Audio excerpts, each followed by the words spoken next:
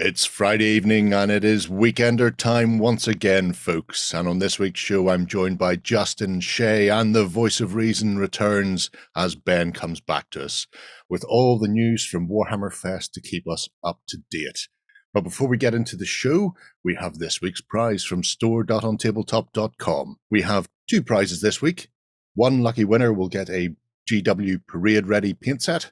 One lucky winner will get a Battle Ready paint set, so you can start painting up all those figures that have been languishing in a corner in shades of grey.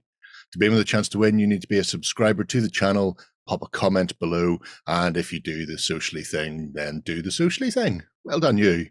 Otherwise, sit back and relax, because your weekend starts here.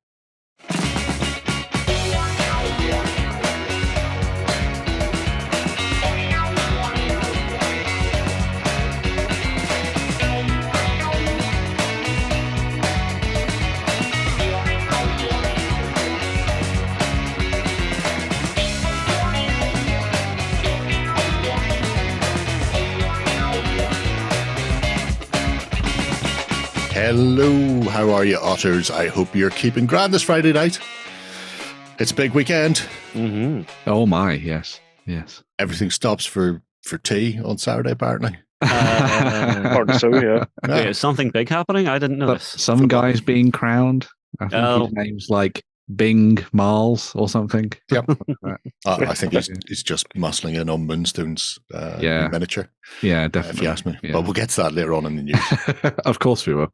But if you're not interested in what's going on with billionaires who own most of England, then we're here to tell you what's happening in the world of tiny fighting men instead, which is much more interesting. You can own your own world, but on the tabletop. Yeah.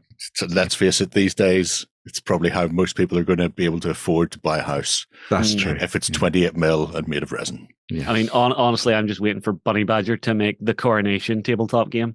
Oh, I'm sure they will. You're trying to get to the throne to sit down and get crowned, but there's assassins all the way along. Give it time. It can't be far off. So, a couple of quick updates. Very quick updates.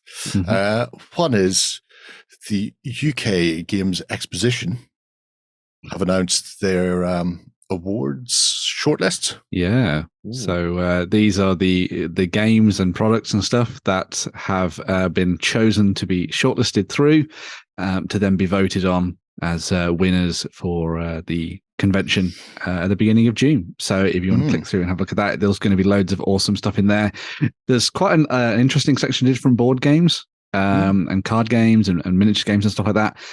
Some of them people will know quite like off the bat, like Village Rails is in there, Earth's in there as well. You've got some big board games like Frostpunk as well. But there's actually a few that I wasn't actually particularly aware of, actually, which is kind of cool. So there's some nice sleeper hits in there for a lot of people to go and have a look at, which is quite nice. Viking Raiders. Oh, there's Lloyd's one. Yeah. Isle of Trains. All right. Yes. I thought you were looking at Village Rails is also really good. Of course, Osprey are in there as well, which is quite there nice. are multiple trains. Yeah. War of the Ring, the card game's in there as well, so that gets a big tick from me, which is quite nice to see. Yeah, I don't know. Are we supposed to be neutral on this? Maybe, probably. I don't know. Anyway, the dystopian war Moonstone's stuff, there, so I mean, we know that's a gimme. Moonstone are in two categories. They're best They are, miniatures and best rules. Now, Very nice. I don't know how you vote for these, but if people don't vote for those, I will find you and cut you. Just so we're aware. Be Okay. afraid. Be very afraid. Jerry has very long legs. He will catch you even if you run. I believe they do. I believe there's like a panel of judges that vote on stuff, but then also there's the like people's choice. People's choice, of, options as well. So these are all going to be the announced on the Sunday of UK Games Expo. So if you come along, obviously this means you can come and actually dive into all these different games and products and stuff that are available at the event, see what you think of them, and then maybe cast your vote the way that you see fit. Yeah, well, not the way you see fit. I've just told you what you're just casting. do Moonstone. Yeah. Well, also on the actual day, because we should be live streaming from the event, all being well, no technical gremlins. We will be live streaming the awards themselves. And if you're at the show, you can come, sit down and see if your favorite won, or a very angry Jerry just charging into the crowd going, "You voted wrong!" Yeah. Oh, yeah. It'll be like wrestling. Just dive bombing off the stage like he's on the top rope. Oh no, it'll be the Bigfoot. Will just be coming right up there into people's faces. There's going to be a mysterious illness amongst the UKG staff, and Jerry will present the awards, and they will all go to the things that he likes. I've spent a lot of time learning how to tie various knots recently for rigging a ship. So I'll put that knowledge to good use. I thought, knowing Jerry, it would be, I'll buy everyone some red wine. By the way, there might be a taste of antifreeze in there. I imagine it's mostly in there anyway. We also have this week put up the first of the salute videos. So we talked about that last week. Yeah. So if you've not seen, this is where we're going to start diving into some of the tables and talk to some of the people behind it, whether they're individuals or clubs or whatever. And you can see some of the stuff they were up to. So it's not just a case of here's the Tron table, but it's also what went into making it, what the game design is like behind it, who's done it, that sort of thing. Bexley Reapers, that was great. Yeah, I'm really sad I missed this one because I remember years ago they mentioned they were thinking of doing this to me, and then they did it, and it was there the year I wasn't there. So you were cited as being the controlling influence on that one, the catalyst. Yeah. Right. Oh, but not a bear. But not a bear. Not a bear. chasing people around in tractor games. So We kind of said it in the outro to the day and the live blog and stuff, but I think it was possibly one of the best showings of gaming tables, I think, for a long while, which is really cool. Well, I mean, you guys didn't even make it to all of them. We didn't even make it to a quarter of them. Quite a lot. Okay. There were so many. To be fair, if there was one that wasn't in the video, that might have popped up in the live blog. So make sure to go and have a look at. There's tons of stuff in the galleries. So this is just the people I could get near to torment. Torment my dead. Yeah. But I mean, that first one had at least 3 of my favorites from all of it so far, which is the flats. Yes. That massive table with the flat miniatures, and then Tron one, and then Bunny Badger with the deportation game from America. No, it's not deportation. They were fleeing. Fleeing the. Isn't one of the ways to win to actually find a Mexican passport, show it to them, and get deported? Oh yeah, get deported. Yeah. But that, obviously you're not technically a Mexican. You're just trying to get over that wall that's hemming you in. Yeah, I like the idea of the way they approach the games and do satire every time. So it'll be fascinating to see what they do for the next one. Yeah. What I quite liked about the Coronation. Yeah, what I quite liked about the flats table was that it was very Scooby-Doo in some respects, where if you looked at it in a certain way, all the miniatures disappeared, which is quite funny. So, that was kind of cool. Yeah. They are. I'm not going to say that it contains favorite tables for me, because I was choosing the tables as we went round. So all of Jerry's every one of them is. If it's a video. And it's not even all of mine, because some of them we just couldn't get near because of time. Some we couldn't get near because there was one person running it, and they're trying to run a game for multiple people, and you can't interrupt them for 10 minutes. Yeah, because I don't do quick interviews. Well, you're not too bad.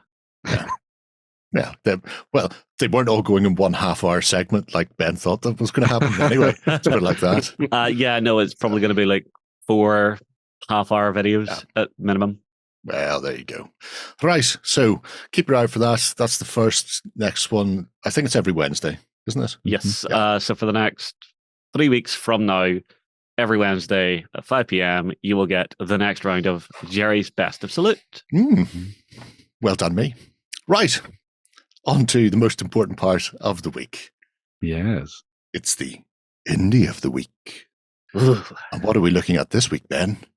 Well, Jerry, it's one that I actually, I'm surprised that we've not talked about already, to be honest, actually.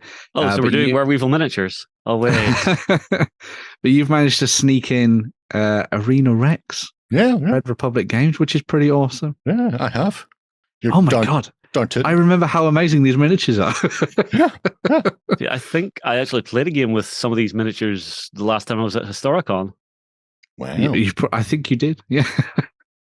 So, Arena Rex, it's a mythical version of our history. It is just a gladiatorial combat game.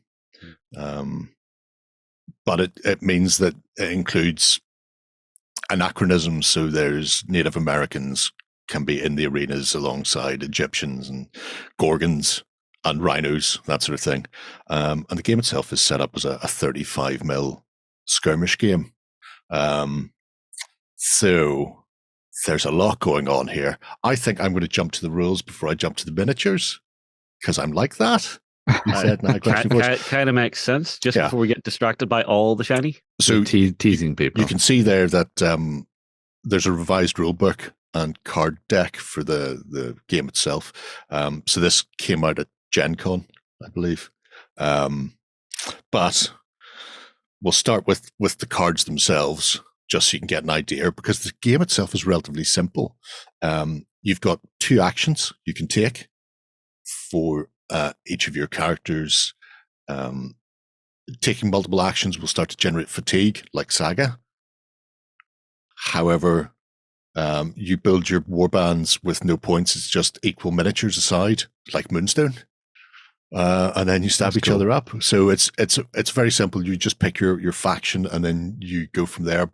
And then the system is dice pool based, where a 4, 5, or 6 is a success. So it's very simple. When you look and you see move of 6, it's all in inches, because it's American freedom units.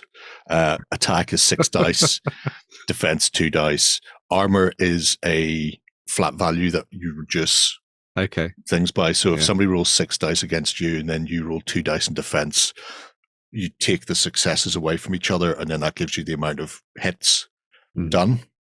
But the amount of hits isn't straight damage. So you see this track here where it says 2, 3, 2, and then there's some arrows and stuff. This is like a little branching damage tree. So every success, and you start at the top and work your way down. Every success, you move as an area. So you can go 2 damage, 3 damage, 2 damage if you did 3 successes. So you'd actually do 7 damage in total. Or you could go down the other side and go 2, a pushback. Pushbacks also cause 1 damage. Right. And 2. So you'd only cause 5 damage, but you would also push the character away. So they're not engaged with you, which means you can, depending on the gladiator you're using, some of them have, there are other abilities will pop into these branching trees that will be like a maneuver. So you can do some damage and then actually leave combat yourself, to allow you to open up for other characters to come in later on and miller them. So that's someone rocking around with a massive Warhammer will maybe have more pushes than someone with, say, a Gladius? Yeah, or one of the trident and net carrying Myrmidon type gladiators are good at sort of pushing people back or locking them in place and then getting away. So they're like gladiators that can sort of fire and maneuver, for want of a better word. Occasionally it will have something else in there. Down the bottom you have the wind track, and you see the little wreaths every so often as you go down. So you have a dice pool at the start that's called, I think it's called Valor. Don't hold me to that. But you've got a dice pool for each side. It normally starts at 3. They're extra dice that you can add to any test at any time. However, once you use them, they're gone. But anytime you roll a success on those, so a 4, 5, or 6, it counts as 2 successes to the test. So if you've only got armor of 2 and somebody comes at you with 6, you could throw in 1 Valor dice, and then if you succeed in that, that's actually 2. So you might be able to defend 4 of the 6 that are incoming with only 3 dice. But then as people get wounded, obviously the crowd are baying for blood. People are getting stuck in the fight. They're not sitting at the back resting on their laurels. So you get new Valor dice. You replenish your pool that way. So this is where I think the interesting mechanics for the game are. Because you've got this sort of branching tree, and it's different for every gladiator. So you may find ones that do more damage, ones that do more pushbacks. Like you were saying, Justin, the options are there. Does it run for? Does it go? I activate a character, and then you activate a character. It's individual models activate back and forth till everybody's activated. How many miniatures per side? 3 to 6. Most people sort of plump for 5. The starter sets, for want of a better word, for each faction contain 3 gladiators, so that's enough to get you started. When you hit a point where everybody is fatigued on your side, so you can't sort of react or counterattack, you can do it's like a clear up phase where everybody removes 1 fatigue, because you only get 2 fatigue will exhaust a model. Right. So you can remove 1 from each, and then you can do tactics.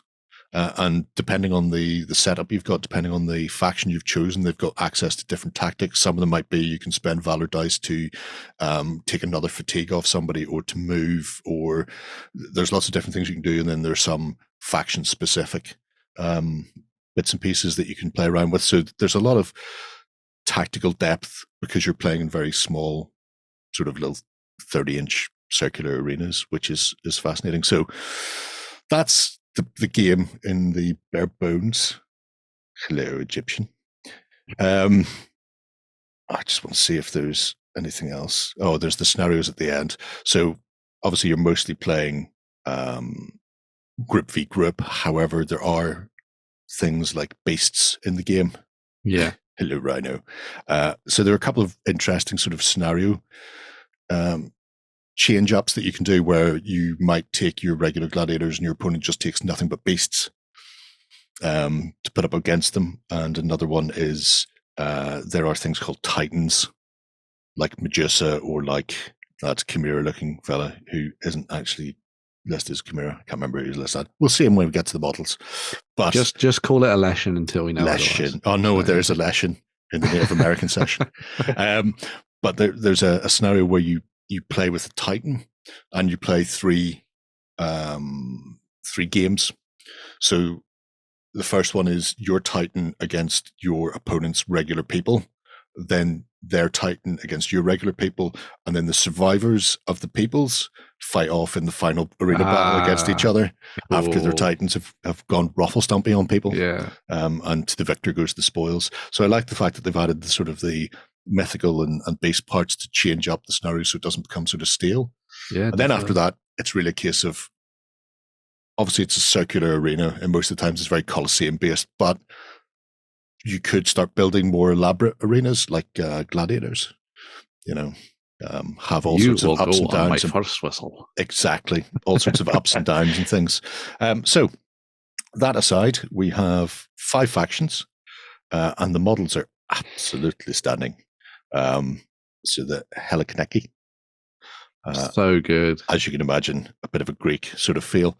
Are they like 30, 35 mil? 35 mil. Yeah. So when you're playing a small game that only requires a handful of figures, why not go a bit bigger and put some more detail and effects into them?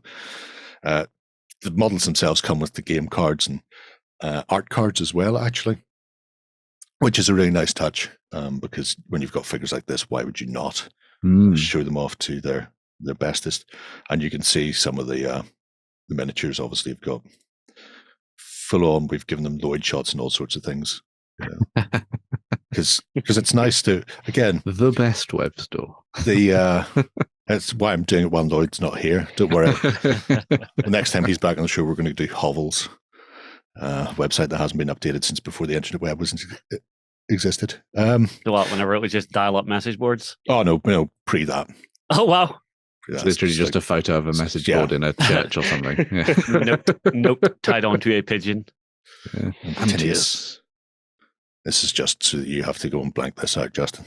Thanks, Sherry. I appreciate that, buddy. Get the clippers. Get the clippers. It's get the black box of doom. But we also have these, so things like Theophania.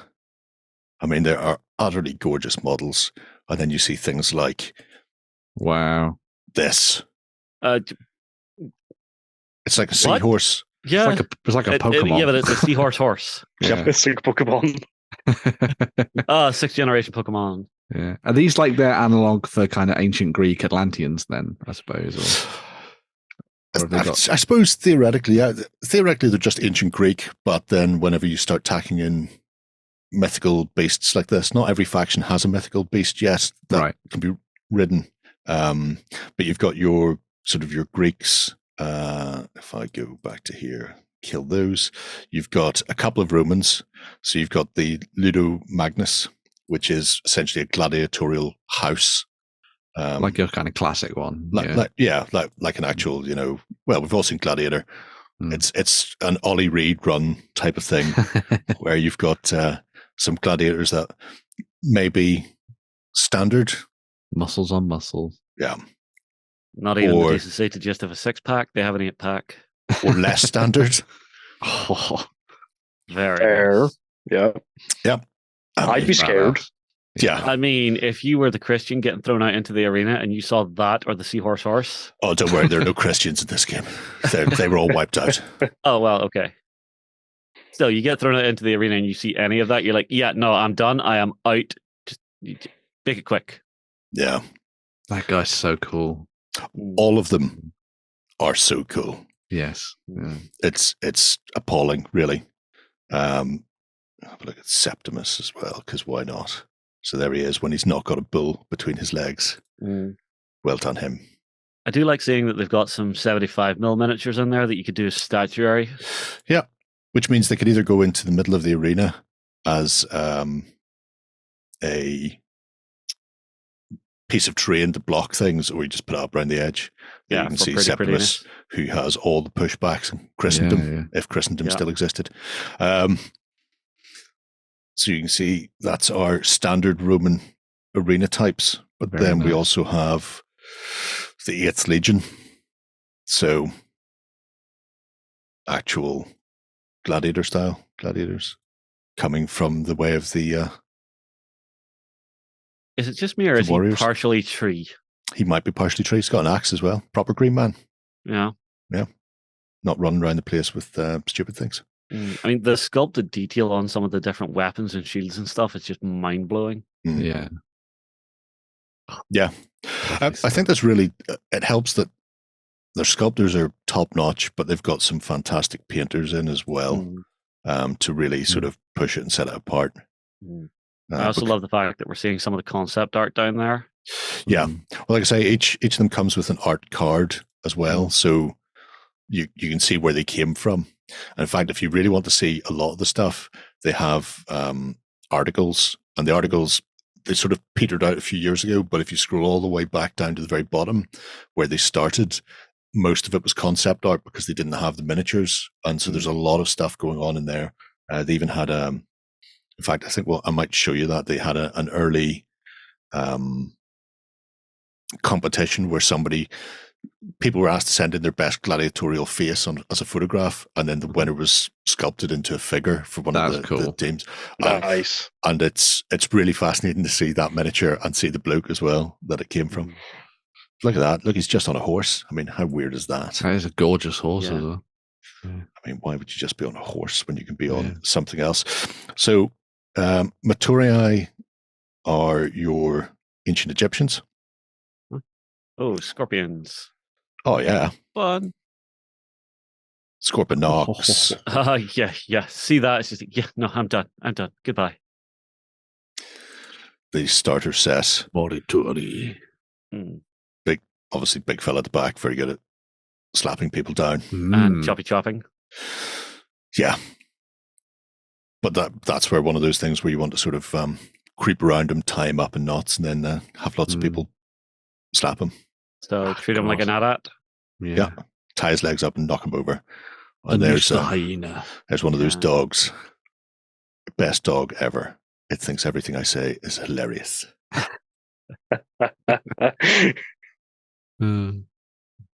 Every time you speak to it, all it hears is snack, go eat. Yeah. And we have the Zephyr.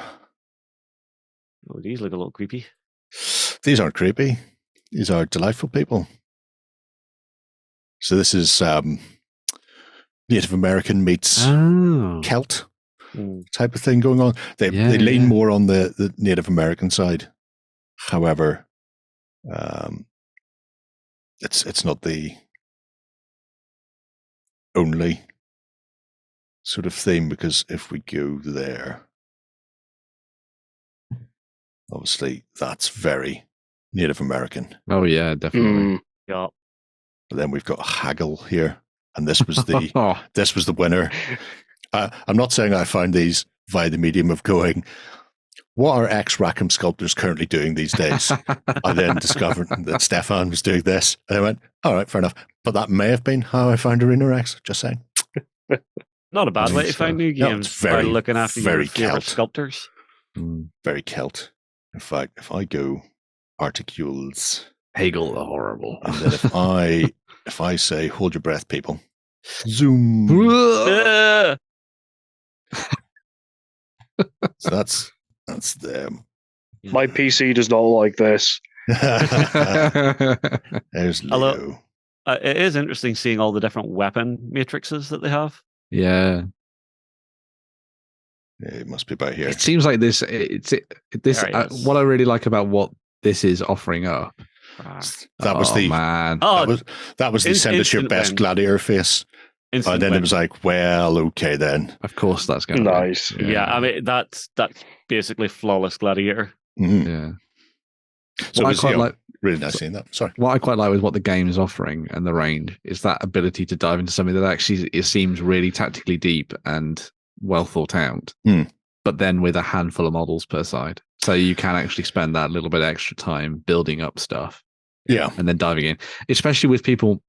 I think moving towards this kind of game again, like smaller skirmish style stuff. Well, this is the thing. Whenever I think skirmish, this is sort of the size, scale, and model count I imagine a skirmish battle should be. Yeah. It's a skirmish game with 40 models. Oh. Yeah. Yeah. Skirmish game should be less than 10. But it's like what happened to War Machine near the end of its last edition. It had just blown out so much. Yeah. The game engine couldn't handle it. Look at that. Yeah, the Gorgons are particularly nice. Bless you. Excuse me. Medusa is one of those models. I've often toyed with doing the thin, the see-through stuff. The sheer material. Yeah. And seeing that model, I'm going, maybe I should just buy it and give that a go. Well, how does it look before it's painted? Just out of curiosity. Like that.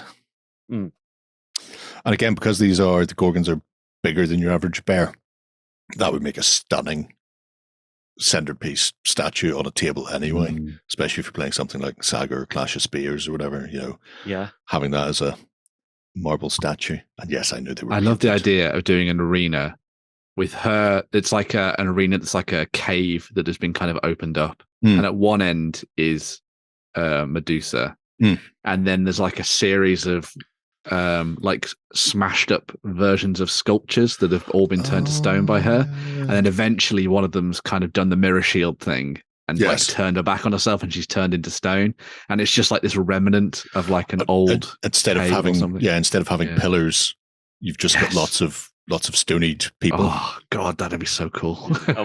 Would your scenario be two adventuring parties trying to go and get Medusa's head? You just play your gladiatorial combat in there, in and around statues of your dead mates. Yeah. Just don't look at her. I mean, it'll be like what was the Korean show where the head turned around? Squid Games. Squid Games. It'll like Squid Games. The Medusa statue will be one way, and then it'll turn around. Red light, green light. Season 2. That's meant to be coming soon. Yeah, it is. So the Gorgons are beautiful. We've seen some of the beasts already, but the ones we haven't, including laid on with Kato on top, that is the happiest thing. It's that happy gecko. Yes, it's like that. Horrible. Except I'm fairly certain that that's a Komodo dragon type of type of thing. Yes. Yeah. Don't get bitten. Happy gecko Komodo. That's the sort of thing that'll get you poisoned. You spend a week before your leg rots off. It's nice that you can actually build it without the rider on it if you want it just as a beast. Yeah. Yeah, it's one of the things that I don't necessarily like about a lot of the monstrous mounts that people do is that they put the barding on the back. Yes. Yeah. I'd prefer if that was separate or at least attached to the rider so that you can have just the beasts. Because there's so many dragons out there that I really like the look of, but then they have a saddle. They come and they've got saddles and stuff, and it's like, oh, god damn it. Yeah, I get that. Yeah. Crashers. I mean, if you're in an arena, you don't want that thing set on you. I like that Red Republic are also crediting sculptors and illustrators and painters where they can. Yeah, so you can see who. I mean, there's another one of Stefan's. Yeah. And there's Crassus stage 2, so he comes with 2 cards. Don't annoy him. Would you like to push him around? Would you like to push people around? Yeah. You can see here how this track works. So, because you always go from top down. Right. If you want to get across and get an extra valor, you're kind of having to do that. Yeah. Otherwise, you get to there and you're choosing your path based on your successes. So you can just do like so much damage. Yeah, you can do damage, or you can fatigue, or you can push people back, or you can get additional valor. So there's all sorts of things. Someone around like a ball. And you've got things like the special abilities down the bottom. So that's a really fun way of making characters feel more dynamic and interesting and different from everybody else. Because you could do that with special rules, but having that attack matrix in there, determining how damage is done, is really interesting. Yeah. It really simplifies it, so you're not thinking about the special rule; you're just seeing a symbol, quickly reading it. Yeah, that's cool. Tiger in Africa, burning bright, and Proximo. Oh, what went into the making of that? A snake and a giraffe, leopards. Horse, zebra, badger, foxy, stouty, stout. All of these things and so much more. Maybe? Yeah. It tells you there. Oh. It's got strange barks, apparently. Transfixes the crowd. It's a beast and a titan. So. The thing looks like if it got bored, it could just turn to the crowd and just pick someone up off their seat and go, hey, you're in the splash zone. Well, that's why you always want to have a very high or a big dip before you reach your crowd. You need to protect your crowd, because obviously you can't get them back in if they're dead. So that's key, I feel, in many respects. This one's interesting because there's a dead end on one of the specials. Yeah, get down to there, and then if you want that additional valor, you're stopping, or if you just want to go straight through for the extra. So I mean, or if you want to just come down, push them, and then do all whatever the other one damage. is. Yeah. Well, with this one, the app adds an extra fatigue to your right. So thing, basically, so you knock them back and throw them fatigue. Yeah. I mean, the changes to the tactics you can use, really interesting. Yeah, I reckon we might have to get a couple of Arena X bands and have a go with this. Well, here's the interesting thing at the moment, because they've just done the revised edition. Mm-hmm. It means you can get the card deck to replace. So if you've already got stuff and you're just looking at the updated cards, you can buy the updated cards, but you can get the cards and the rules, which means you could then potentially try it out with figures you have. Very true. Then go back and pick up these models. I know some people look at them and go, they're too big. I've already got 140 gladiators from the Third Servile War. Why do I need some more? You can pick up the rules and just go for your guns. It only uses standard D6, so you're not having to mess around with anything else. And then you just need a double-sided token to mark 1 fatigue, 2 fatigues, done. So I definitely would give this a let's play. What do you think, Shay? Yeah, I'd be up for that. Well, you missed we were going to say you were buying the all, Shay. Well, I did see the tiger, and I want the tiger. Not the lion. Lions suck. Lions suck. Leo will have you, Sonny Jimbo. The tiger would take him any day. But it's a lion with a ponytail. No. A lion with a ponytail. That's the cheating right. All right. I know. I was joking. My God, you kids. It's your MTV and your drugs. A couple of other things before we leave it all behind. If I go game supplies, they do a couple of little bits of resin. So there's the statue. I'll show you that because I know you were interested. They do an arena mat, which is a 30-inch round neoprene arena mat with all the little crowd around it, which is quite cute. And that's then cool. You've got the little arena sets to put a bit of blocking terrain in your way. That big 75mm resin sculpt is quite nice to stick in the middle of your arena. But for victory. Yeah. But another thing they did was, it might be an article. No. Oh, the game book gives you the PDFs and stuff.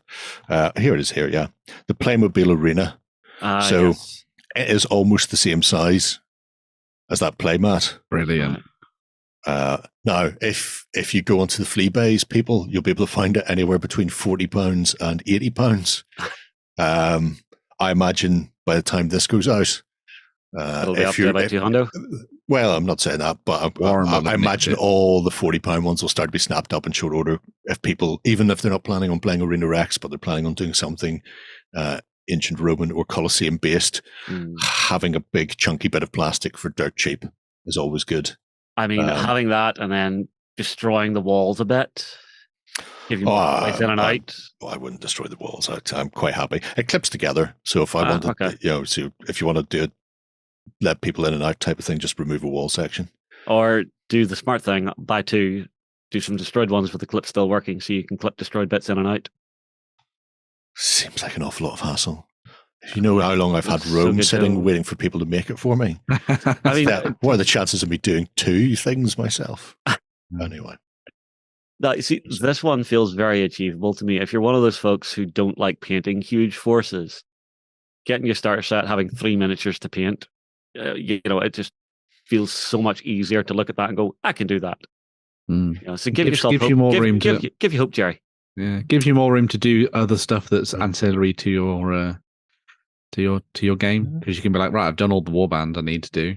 Now I get to do some terrain. Now I get to build some mats. Now I get to play around with all sorts of other things. I have a feeling if people are interested in it, it's one of these games where even though price per miniature is relatively high compared to some other games, because you need so few and there's not a massive, you're not looking at a faction having 50 models. The faction has maybe 8.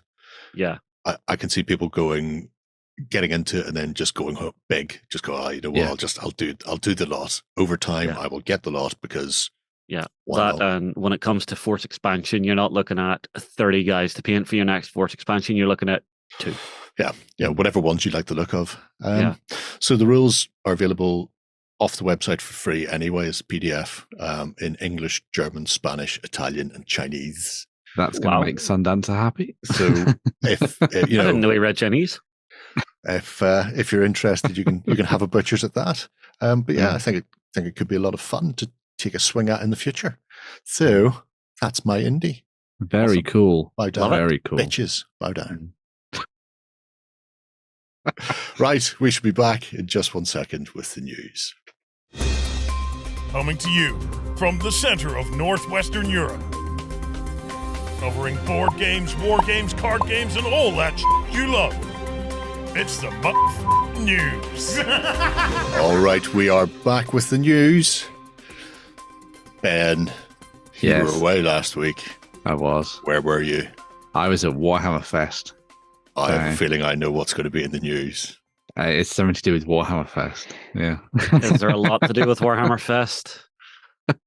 Is Jerry basically just going to sit deadpan staring at the screen for the next half hour? Well, maybe. There's some fun stuff in here. We'll see. There are some. I've put some nice things in for Jerry after we get through the Warhammer things. I've just got to get through them. Aftercare. Okay. I noticed it wasn't first, so I couldn't get up and walk off. Yeah. After they were out of the way. It's very clever. Yeah, I've done this on purpose. Right. So the big news that came out of Warhammer Fest on the Saturday at the preview that I didn't see because we weren't allowed in till 10. So I was watching it in the car on my phone. Was the full contents of the launch box for Warhammer 10th edition, which is called Leviathan, hence, Tyranids, all that good stuff. Yep. So this is going to contain 2 big armies. They can be used as combat patrols in the game as well when you get started, which is kind of awesome. But you get loads of Tyranids and you get loads of Space Marines. We're going to be starting having a look at the stuff for the Tyranids first, because that's the best part of the box. Yes. Through the power armor. So we have the winged Tyranid Prime, which we had got a little bit of a sneaky peek at in the run up to Warhammer Fest, but this is a new kind of sort of halfway house between like a hive tyrant and some of the stuff lower down the food chain, as it were. So it's essentially a Tyranid lieutenant. Yes, like a Tyranid lieutenant. Oh, you've ruined it for me. You put a red stripe down the middle of his head. Then, no, you just do it right up on the horn. It's a red horn. On the plus side, though, Shay, if it is a Primaris lieutenant for the Nids, it'll mean there's going to be 150 of them. That's true. Sorry for ruining Tyranids for you, Shay. I was looking forward to painting that model. So you got the winged Tyranid Prime there, which is looking pretty badass with its silent talons at the ready. Then you had the Neuro Tyrant, which is kind of like your it's a zoanthrope on steroids. Yeah, taking from what Jess Goodwin had said and stuff, a kind of like sort of notes from previous versions of the Tyranids that had come out in artwork and concept pieces and that kind of thing. That's a kind of a theme that you'll see running throughout all the stuff for the Tyranids here anyway. I thought you were going to say it was take your kid to work day. Well, that's your Wi-Fi hub and then your Wi-Fi boosters. Don't talk to me and my son ever again. or he'll melt your brain. Yeah, I am loving these design choices they've made because it feels properly Tyranidy, where it is the hive mind evolving what it already has, refining it. Yeah. A big brain bug that will melt psychers and turn them into pools of goo, as you'd imagine. I don't get psychers. Sweet. Yeah. And then if you want to turn things to even bigger pools of goo, then you can call on the Screamer Killer, which a lot of people will remember from I think it was the very first Carnifex model, wasn't it, back in the day? Yeah. Yes. That was the nickname was the Screamer Killer Carnifex, and then it's now been revamped and updated. It still fires bioplasma from its mouth and turns you into sticky paste. Why would it not? What this reminds me of is, you remember whenever they did the second Predator versus Alien movie and you got the Predalien? It's a little Predalien, yes, I suppose. I'm so glad I don't. There have been to date 2 Predator films. Predator. One of them was in the jungle and one of them was in the city. You should go watch Prey, Jerry. Nope. Meant to be quite good, but anyway. A nice looking update there on a classic miniature, which is kind of awesome to see. Going to be sticking pins into things and ripping them apart, as it did in the trailer. You've then got some of the stuff that we'd seen in the run-up to Warhammer Fest. So we had the Von Ryan's Leapers, which are kind of like a mix between a Gaunt and a sort of Lictor style thing. Yeah. Sneaking around in the background, ready to leap on you. And that's Von Ryan's Express. Is that what you said?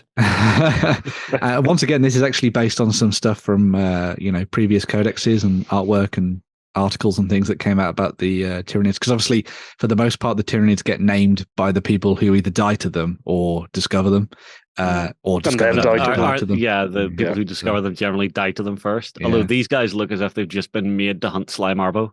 Yeah, pretty much. Yeah, they're going to need more than 3 to hunt Sly Marbo. Yeah, that's true. Yeah, we haven't seen unit sizes just yet. You've then got the Termagants, which got an update on their classic style and form.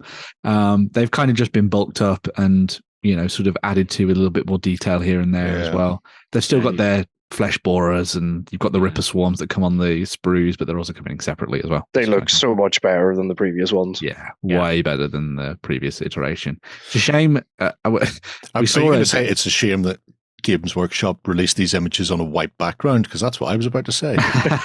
They're blinding us. You can't really see some of the models because they're trying to flashbang you with the new releases. That's what it was. Yeah. Yeah.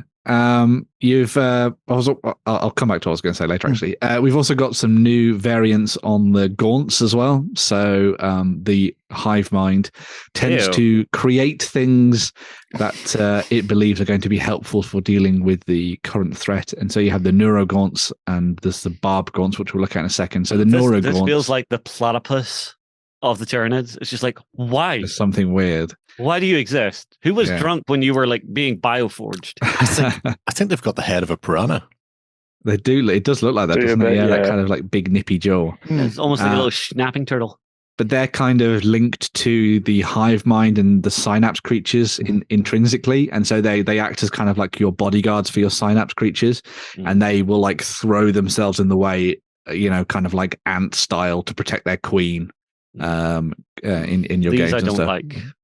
You don't? I quite like them. I like that this design. I like that they're kind of like soft shelled in a way. I think it kind of looks kind of cool and weird. Swing and a miss. I like that. There's no reason to actually buy gaunts. Yes, yeah. Because you bought Termagants because they were good. You never bought gaunts. Never bought gaunts. Yeah. You've then got barb gaunts, which are kind of like your rocket launcher troops, I guess. So they've got kind of like bio weapons strapped to their shoulders. There's kind of like big red and black things there, and they fire barbs and stuff into the air and down onto your opponents and things like that. So essentially, they've gone, how do we give the Tyranids some kind of heavy artillery in squads and stuff? And so that's where the barb gaunts come in, which I think is kind of cool. See, here's what happened with these. They had the designer working away doing their thing. Then the client came in like 90% through the project and went, oh, but it needs a cannon. Yes. Put a cannon on there, and it just feels like it's just crammed on there with crayon. Yeah, it's kind of like a weird halfway house between a sort of Gaunt and a Biovore in a way. Yeah. Which that's why I was trying to remember the name of them. Yeah, the big Biovores with the big cannons on their backs. Yeah. But yeah, and then capping things off as well, there is the Psychophage, which goes out and it turns organic and inorganic matter, as you can see by the fact that it's eating a power armored arm there, into kind of like a haze and a fog that billows out of its back and sort of coats the battlefield. And it's particularly fond of eating psychers as well, which is kind of hate tinned food, don't you? I mean, that Space Marine clearly went, "Hey, want to arm wrestle?" Oh crap! Yeah. It's got too many arms. Would you like a hand with that? Yeah. Oh my god, very good. Jesus, shocking. No, absolutely shocking. That I like. Yeah. So yeah, some interesting bugs there that I think would look particularly nice if they were painted up in like a Geiger style. I think they very much. There was a video talking about the inspiration for the new Tyranids, or the Tyranids, however you want to say it. Yeah. And they were like, oh yeah, so we've looked at lots of animals and creatures, and I was like, and Alien and Starship Troopers. And I will spray say, black, flip paint. Yeah, I was about to say that. Straight to Green Stuff World, flip paint all the way. Definitely, yeah, it'll be really cool. Get like a nice, almost like scarab beetle shell on there. I am quite fond of High Fleet Behemoth though, the red and blue. I think that's kind of awesome. But, yeah. Definitely something. A whole range of models I think that are actually going to look really nice when painted with the new contrasts and stuff. I think that'd be really nice, especially with a bit of blending and that kind of thing as well. Well, that's the thing. If our prize winner gets this week, they're getting the parade ready and battle ready set. You got a bunch of paints, yeah, ready for your new Leviathan set. Moving away from NIDS, we also have the Space Marine half the back, the box. Sorry, not the pack. 25 Space Marines. How many are Primaris Lieutenants? only one of them. But hang on. There is always room for promotion. That's true. So leading the way for this, we've got a captain in Terminator armor. It's your kind of classic style captain in Terminator armor. So with the update of what they've done with this, they've essentially just bigulated the Terminator armor so it matches the scale of it. It's not kind of like a new mark of Terminator armor or anything like that, because they're all freaking relics. They've just kind of updated it. Well, yeah, they just kind of updated it to make sure that it all sort of fits into the new aesthetic of the Space Marines and that kind of thing, which is kind of nice. I do hope Terminators become relevant again. It would be good. Hopefully they will be with the updated rules and stuff like that. But yeah, you've also got the Librarian in Terminator armor, who is performing all the heresy, clad in this kind of rune-marked armor, as you can see there. Perfect for anyone who wants to dive into a little bit of object source lighting on their models. And the classic yellow tubes, the tubes are there, as always, controlling the psychic hood and stuff like that on the Librarian, which is kind of nice. It's the best way it vents all the negative energy out the back. Yeah. That's why you never want to be behind a Librarian. Everyone's just getting hit by memes. You've then got your Primaris Lieutenant. So this is Primaris Lieutenant in Phobos armor. The kind of background to this fellow is that he was left over from a previous expedition onto the planet, and so that's why he's covered in all the Tyranid armor that he scavenged and the trophies and things like that. And where he's got all scars all over his face and things. I'm sure he's going to last. All he had until a week ago was those two knives. I'm sure he's going to last a long time, not long at all, in close combat with the Tyranids when he finally gets in place with them. But he does have one of the new combi weapons, as you can see there, which is quite nice to see. Do the Smurfs still have the Tyranid Hunter squad? The Tyrannic War Veterans? Yeah. Can't remember if they're still in the Codex. I'm not sure either. I remember them from a White Dwarf back in years past, and there was a really awesome kit of metal models as far as I remember. But yeah. I know in 8th edition you could run a squad of Tyrannic War Veterans. Yeah. So even if the models don't exist, they still maybe have the rules for them in 8th and 9th. And again, if you want to get your bits box out and start doing some conversions. Yeah.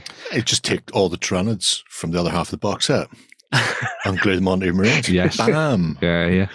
But If you're also looking for a little bit of biological material to take back to the fleet so you can study. Done, GW. Seriously, somebody needs to talk to them. Just take them aside and go, if your miniature is white, do not put on a white background. How is anybody supposed to see what's going on there?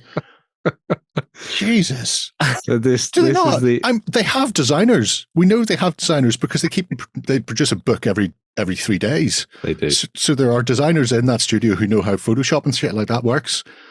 Put a grenade behind it, do something. Let's be honest. They had to take a real photo of this and then probably had to Photoshop it onto the white background. Oh my God.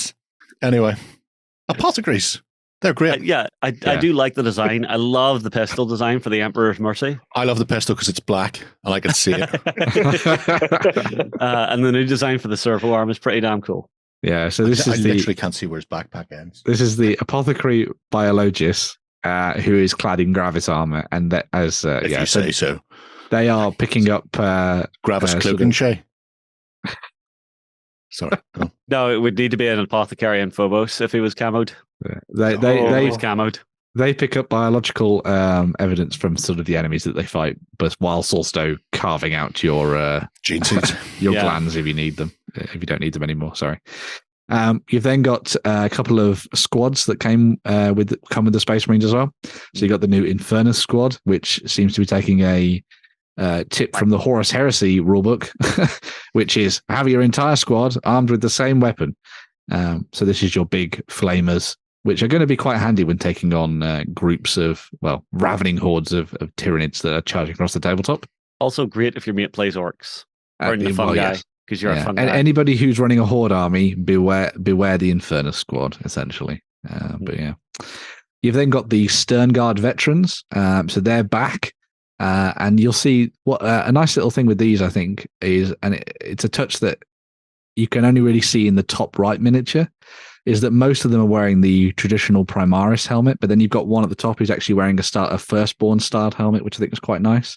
So clearly this is a veteran who's carried over some of his kit when he's potentially crossed the Rubicon Primaris and has kept his helmet. Honor thy war gear. Yeah, which I think is kind of nice, and hopefully that kit will come with a lot more options for you to do something similar to that as we go forward. These were always an old favourite of mine. Yeah, I like Sternguard with their different weapon types and ammos and that kind of thing. It's very cool. Yeah, so you've got lots of. I always did like arming them all with the same weapon, unlike this, where it's just like everybody's different. Enjoy spending 10 minutes shooting your unit. You've then got the Terminators who are back. We saw these previously in a preview, but these are the new sort of upscaled Terminators for you to drop into the mix, armed with their classic Stormbolters, power weapons, power fists, and that kind of thing. You've got your autocannon and stuff there as well. And I hope this kit also comes with the Thunderhammer Storm Shield as a single box instead of having 2 boxes. I don't know. You might end up getting a Terminator Assault Squad, I think, which will be separate to these probably. So. But we shall see. We shall see. And then last but not least, there is the kind of look back at the classic box Dreadnought in a similar way with the Ballistus Dreadnought. Forward. So we've had the Brutalis Dreadnought, which is the up close and personal melee version of the new Redemptor pattern, and then you've got the Ballistus here, which comes with the classic kind of las cannon, twin link las cannon, and missiles, rockets attached to the other side as well. Yeah, and still having the armpit guns. Yes, and upgunned as you'd imagine they would be for 10th edition and stuff as well. So yeah, so that's everything you get in the 2 armies. But alongside that, you're also going to get the big Leviathan rulebook. But one of the big things that comes, the Leviathan rulebook that comes in the set will contain everything that is essentially coming out at launch in a way. So it's going to have like a little mini campaign for you to play through. It's going to have all your cool rules. It's going to have all the background for Warhammer 40,000. And then it's also going to have the Crusade book sort of built into it, which I think is kind of interesting. So you can play around with that. But when it actually comes to being available to everyone else, the Crusade book will be separate, which is kind of like your narrative approach to Warhammer 40,000. And then obviously your core rules are going to be free for you to download, as they have been since sort of like 8th, 9th edition and stuff, which is kind of awesome. But then obviously your background and stuff, you'll find that in the main rulebook or in your upcoming codexes and things, whichever way you want to go. The fun thing, obviously, for 10th edition, and the thing that I think a lot of people are being drawn to, is the fact that 10th edition is going to come with free index cards for everything. So if you just click on, if you go to that image, you'll see. So we're going to be getting at launch all of the index cards for all of the armies that currently exist in 9th edition, including the Imperial agents as well. So you get your kind of like inquisitorial stuff, which is kind of awesome. And that'll mean that you'll get your arbites, or however they say it, or RBTs in your games, which is kind of awesome. So if you never want to pay for 40k ever again, then you could just live in the index world and never think about codexes.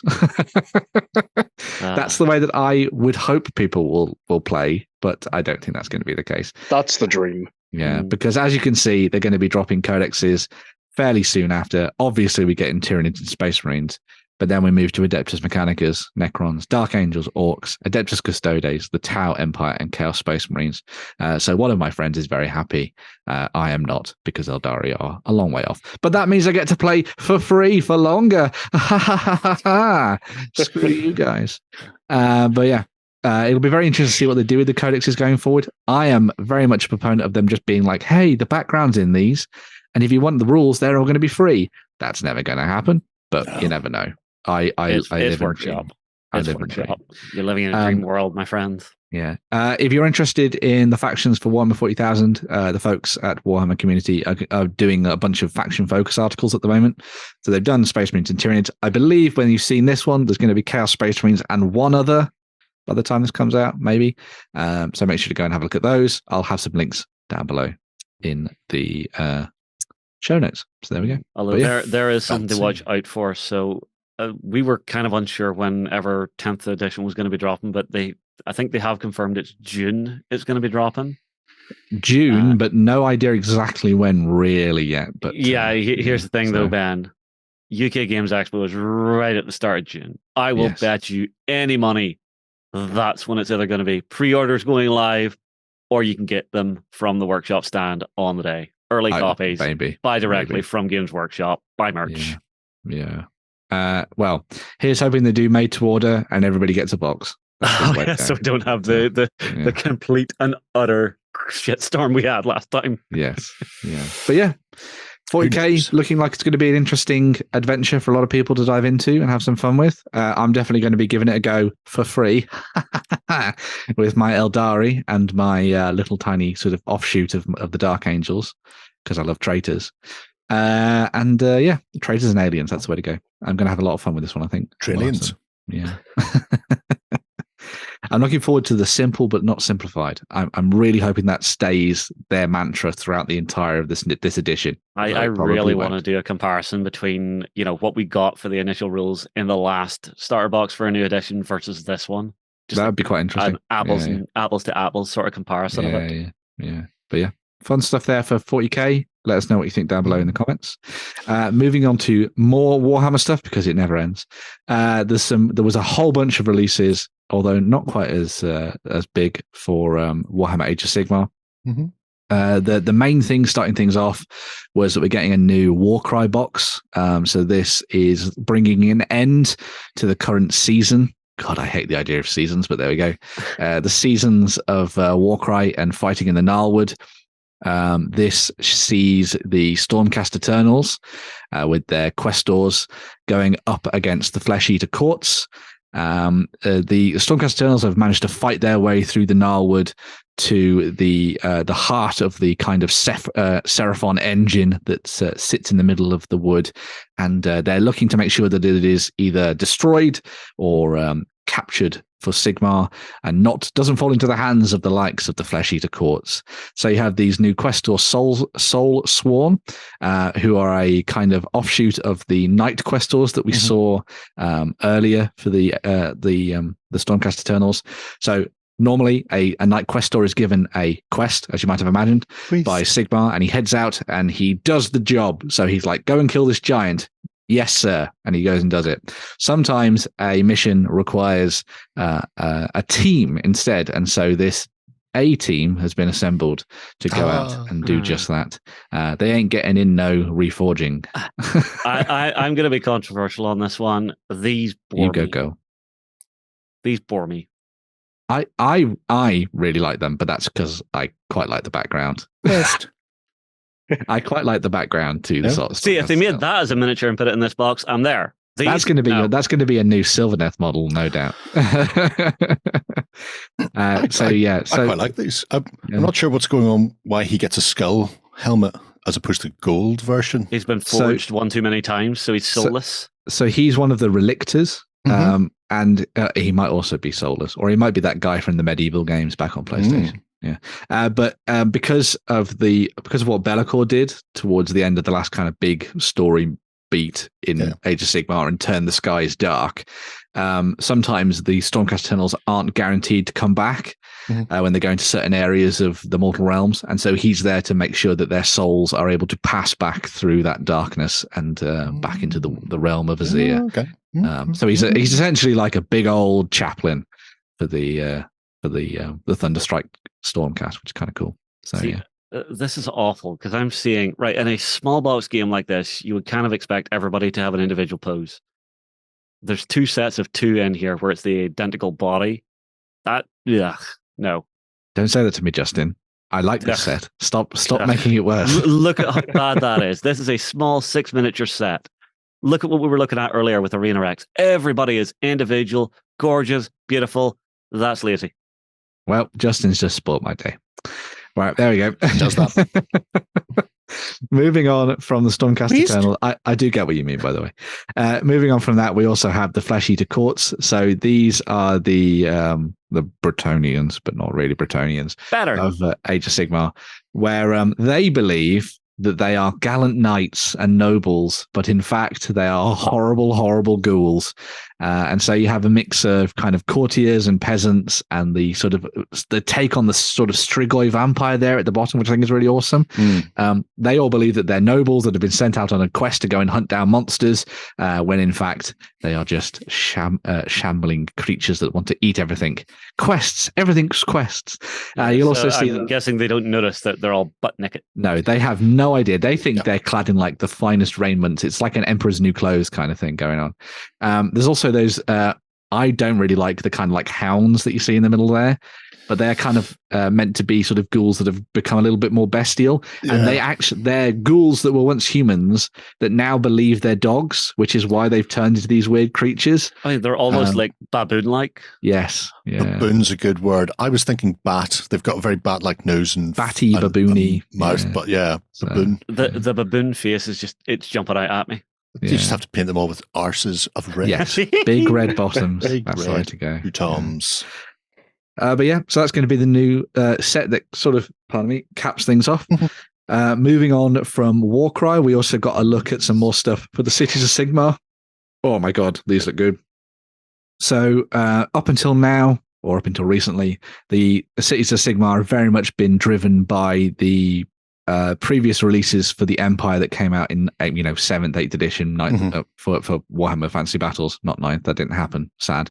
But now they're sort of going back to the drawing board with a lot of the stuff for the free cities, the Cities of Sigmar, and sort of building up interesting characters and stuff for you to use in your game. So these are the kind of taking ideas from those classic Empire Knights that you will know, but then running with something a little bit more sort of Age of Sigmar at the same time. So clearly they've got that kind of knightly feel to them, but all of them feel like they come from different noble lineages and stuff, which I think is quite nice. So it feels weirdly a little bit kind of Knights of the Realm from Britannia, which I think is quite cool. Especially Guy front and center. The champion or hero is very Bretonnian-esque. I want the white background back. These guys have so much detail on them. It's just getting lost with all the background around them. Whereas I was going to say, Warhammer 40k guy, go and check out what Age of Sigmar guy's doing. I can see these models. I can see all of these models. These are great. I don't know. Take some pride in your work. Don't just cut and paste onto white, mate. But these are going to be available very, very soon with the launch of the Cities of Sigmar book, alongside some of the troops that we'd seen previously in past weeks. And hopefully it'll be the start of something really awesome for the Cities of Sigmar. And if nothing else, it's going to give you some interesting role-playing opportunities for... Where is my Empire steam tank? presumably these will be, well, there was only 6 of them left and they got exploded, didn't they? Presumably these will be Chaos Knight sized. Yes, so they're going to be a bit bigger than your kind of classic, than the old ones, older ones. Yeah. So I mean, the stuff in the Cities of Sigmar is kind of a little bit higgledy-piggledy, to be honest, but it does allow you to do some interesting things with using that kind of melting pot of both, well, of humans, elves, and dwarves and stuff. But hopefully we get to see a lot more stuff that's done in this style, where it's kind of like, yes, but these are the elves from here, or these are the dwarves that come from this realm, and that kind of thing.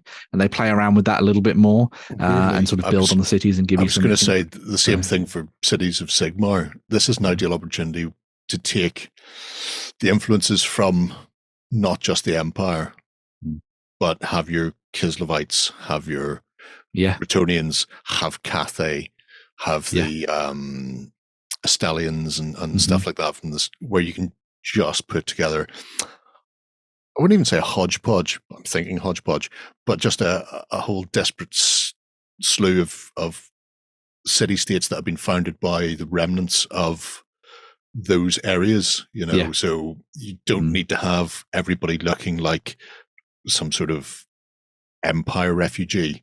A city-state could theoretically have been founded by people who left from Estalia, so have that more sort of Dogs of War, pikey feel. Yeah. Well, that's the thing that's interestingly driving the next narrative push as well, is that because what's happening in Age of Sigmar, and it's tied to the next book and the next preview that we're going to look at as well, is that there's these Dawnbringer crusades that are being sent out into the mortal realms, and they're meant to either recapture or forge new cities for Sigmar and the forces of order, in order for Sigmar to kind of like stamp his, seal on the mortal realms. And so going with that kind of like mercenary band feel to them, I think is a really cool way of doing it, because you have this idea of like maybe a bunch of different crusades that all broke up and now they formed into one that's being sent out to form a city and that kind of thing. It'd be a really nice way to go. And so the new book, as you can see here, is called Harbingers, or Harbingers, as the guy said during the preview, because he got slightly tongue-tied. I mean, but we've all been there. Yeah. Well, there is a bell. The way it's attached on, it looks like he's just going to swing it and clock it down on someone's head, as if it's like, the little snuffers you get for candles. Yes, he's taking some cues from the Tyranids, clearly. But so this new book, Harbingers, is going to come with a new storyline for you to follow in Age of Sigmar, a little bit like what we had for, all the battles in Gur. This kind of takes things to the realms of Ashki and Gairan, so that's the realms of life and the realms of fire. And at the head of each of the grand alliances, there's going to be a new character, which will come with their own regiment of renown.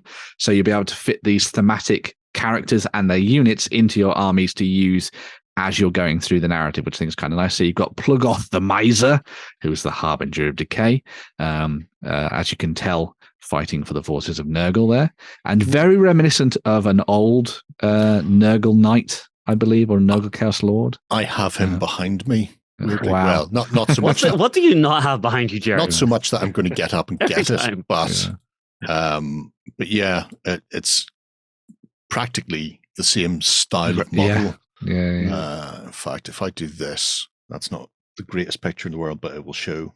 There we go. Yeah. So there he is in all his glory. Being reborn.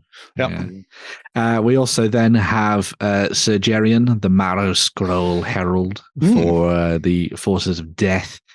So once again, like the rest of the flesh-eater courts, he believes he's a noble. I mean, Gollum got an upgrade. Yes, Gollum got an upgrade. Yeah, very much so. So he's now traveling the realms, spreading the good word of his master, who's yet to be fully revealed.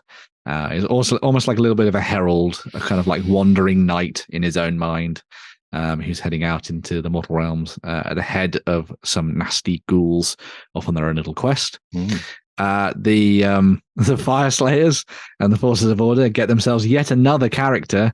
It's become a little bit of a meme now that the Fire Slayers army is made up of more characters than it is units. But this is Fury, which sounds like Fury. I see what you did there. who is a Grimhold exile. So this is a chap whose magma hold was destroyed for whatever reason, and so he now carries the last remnants of his hold in his weapons, and is seeking to either die and gain vengeance for all those that were lost, or perhaps even start a new magma hold by lighting the fires within a forge somewhere beneath the mountains or something. So yeah. And the sea lieutenant. But yeah, I thought we'd seen him before, but I've just realized that it's just a different Fire Slayer jumping off a different bit of ruined architecture, isn't it? Yeah, because there was an old Troll Slayer model that was done in a very similar way. But yeah, there we go. More characters for the Fire Slayers. It's exactly what they wanted. And then last but not least, we have Braggett Big Talker, the Rabble Rouser. So he's sneaking around for the Gloomspike Gits with his lovely bat grots, as you can see in the background. Really fun little model there. He is a Git who has the gift of the gab, as it were, and is able to, as the name would suggest, raise a rabble and have them fighting out across the mortal realms. So it'll be fun to see what they bring to your games. This reminds me very much of Soul Wars, which was the kind of second edition of Warhammer Age of Sigmar, where we had a whole bunch of sort of named characters that were then tied into the different factions, and they were like the big focal points of that. So I think we're going to be getting something very similar.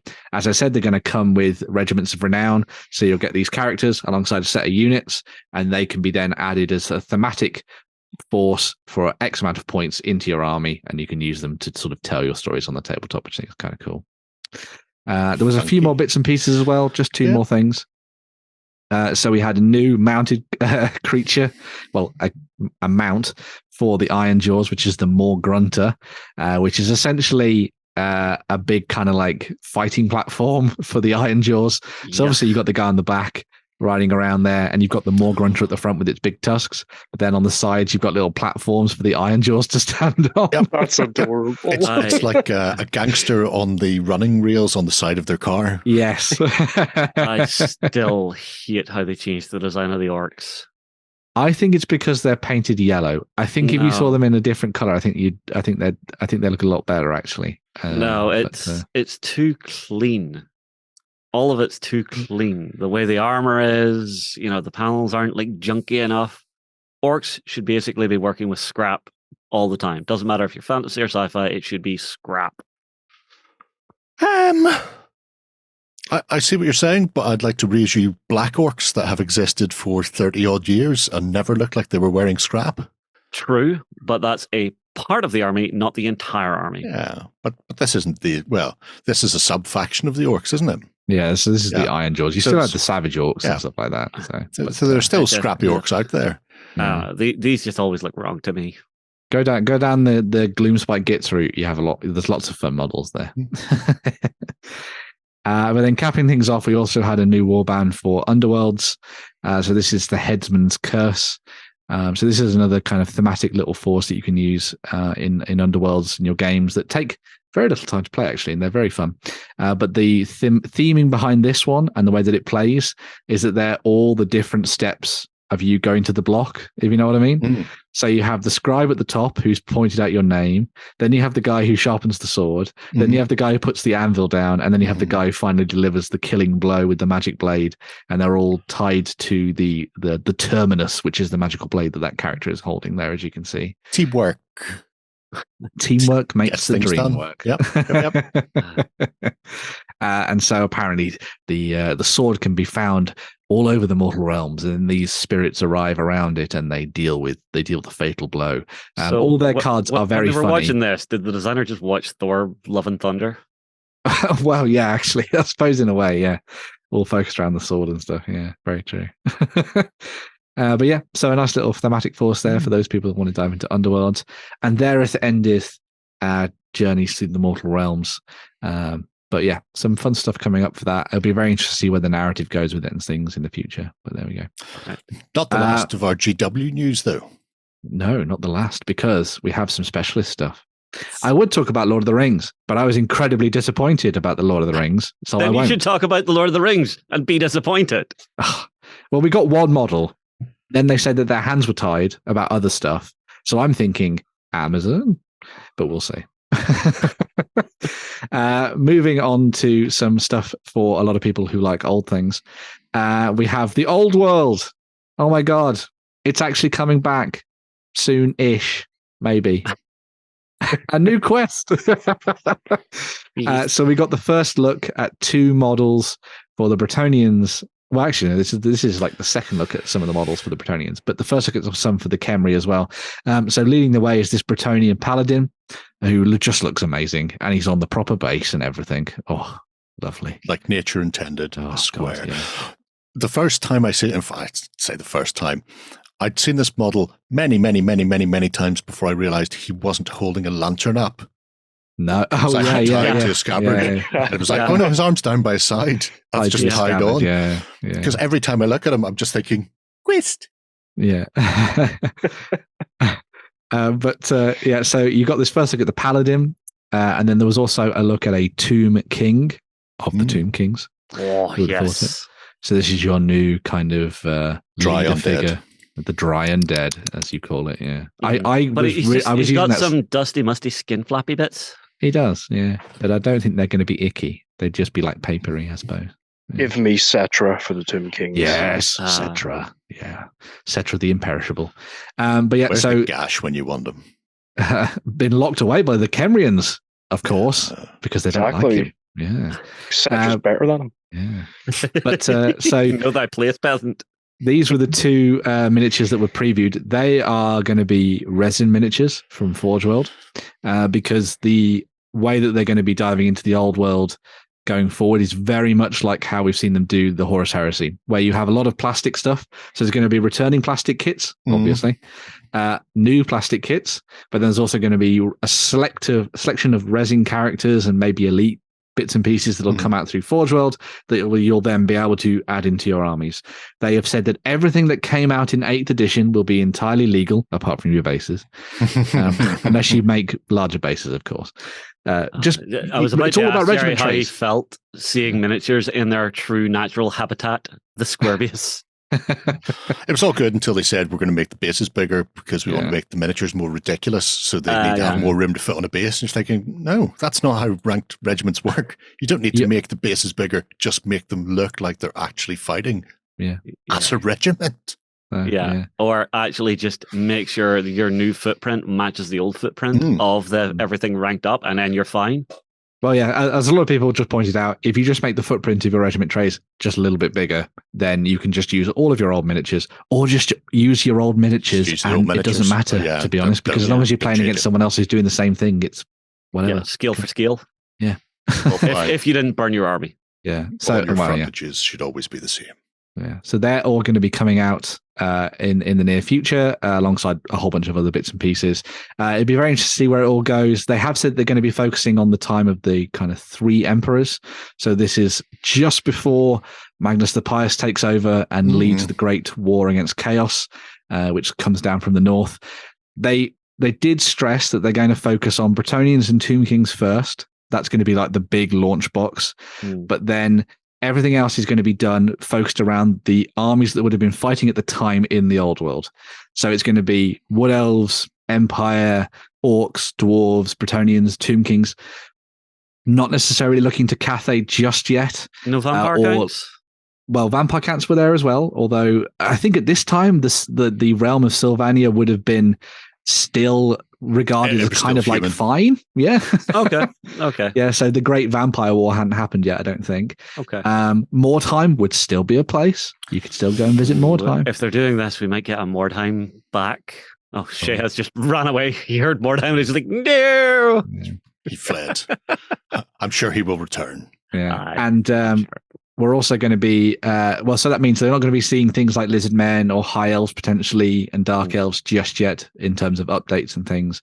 But we'll hopefully be moving on to sort of Wood Elves and all that kind of good stuff. I can't wait to see what they do with it. It's all going to be good. I can open my case once more. If the launch box is Bretonnia versus Tomb Kings, it's a real toss-up for me as to which of the two I would want to get if I was splitting it with someone, because I do like both factions. Bretonnians are pretty badass. I like Bretonnians. Yeah, but Tomb Kings, the dusty musty undead. Shay, question, now that you're back. Yes. So 2-player starter set for this. You've got Bretonnians on one side, Tomb Kings on the other. Which side would you want if we were splitting the box? You want? Okay, looks like I'm getting Bretonnians then. I love my Tomb Kings. If they were going a Cetra model, I'm getting Cetra. They have also said a lot of stuff's coming back. So the big Necrosphinx and all that kind of stuff's going to be on the way, and everything like that, and the Ubshabtis and things. So Bone Giants. Another thing that I really with all the knights and all the peasant levy. Yeah. Another thing that I really liked was that they said that they've gone back art wise, and all the art that will appear in books is going to be done in the same style as it was from the previous editions. So it's all going to be very Kapinski, Gallagher, that kind of thing. Adrian Smith. So they've gone with like a very different style. Well, that classic style to make everything sort of fit in. So it's very much done in the kind of, old worldy way where everything's a bit grim and a bit dark, which is always nice. I do wonder just how many people that play 9th Age are going to migrate back across into the old world. Well, they've said that the rules are going to be a mix of the best from 6th through to 8th. So it'll be very interesting to see what they do with that. Is it going to be hero hammery? Is it going to be big Death Stars of units? But I think it's going to be hero hammery, I think. I can just Hero hammer started at 6th and got progressively more hero-y and hammery. Unless you're an ogre player in Death Stars. I mean, I can just hear the Night Goblin fanatics in Jerry's collection going, yay! Night Goblin fanatics in my collection have all been rebased for Kings of War. I use them as luggets. They won't be coming back. None of my armies will be coming back to the old world. They're all very happy in Panathor. Fair enough. And they love life there. It's great. Everything's on square bases. Things don't shift. Capping things off from Games Workshop, we also got some looks at some things for Horus Heresy, but we got a new plastic kit coming our way for those people who want to play both Loyalists and Traitors. You have the Cerastus Night Lancer, which is this in plastic now? It's now going to be a plastic kit. Yes, so, it looks so cool. Yes. So you don't have to worry about resin anymore. You can just pick up this lovely plastic kit and do what you will with it. Sleep with it if you like. No, we're not doing that. It's kind of pointy. Fair enough. That's true. It'll but burst the water this bed. kind of kit is something that I love as a big kit because it's so easy to get a good coat of paint down and make it look decent. Yep. Yeah. Break out the airbrush. No, not even that. Just leave the armor plates off. Do all your metal work. Paint your armor plates, glue the last bits together, and you are done. Yeah. So that went down with a woot from the crowd. We also then had a couple of new characters as well. So the focus of the next black book for the Horus Heresy is going to be on the Siege of Chthoniya, which is the home world of the Sons of Horus, which has been captured by the Loyalists. And so you've got the Sons of Horus returning, the traitors anyway, to retake it for the War Master. So you've got Veren Asherodon there, who is a mean son of a bee, who's going to be landing on the planet and doing all sorts of nasty things. They are going to be going up against, he's known as the First Reaver, by the way, so he's well up there in the echelons. I mean, it's a little more chaosy, but it's kind of like, I can't believe it's not chaos. At least it's not Wish chaos. That would be the worst. We then have the Lord of the Imperial Fists, who's taking control of everything on the ground. This is Lord Castellan Evander Garius, who stole that gun from the body of a Terran dictator, apparently, which I thought was kind of cool. So he was like, nope, I don't like you. I'm going to crush your head and steal your weapons. He is apparently an Imperial Fist who is very much about just reducing everything to dust. He doesn't leave a lot standing, and that's his mantra. They are siege specialists, Yeah. I mean, I think he may have spent just a little too much time with the magical pain glove. Yes, probably. But in addition to Space Marines, there's also going to be Titans on the planet, and also the Dark Mechanicum are going to be showing up as well, which will be very interesting to see where they go with that. Hopefully get some more releases on that front. We're also going to be finally getting the plastic kit for the Assault Marines for the Horus Heresy. So you no longer have to bodge things together or buy resin bits. You'll be able to get your own plastic kit for the Assault Squad. And thank the Lord, or thank the Emperor, they've not put them on stupid flying stands. So they don't wibble wobble across the table. Did they ever do that?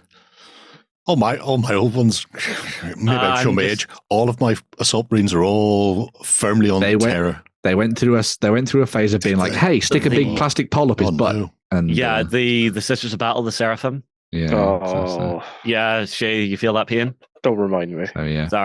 Sorry, trauma.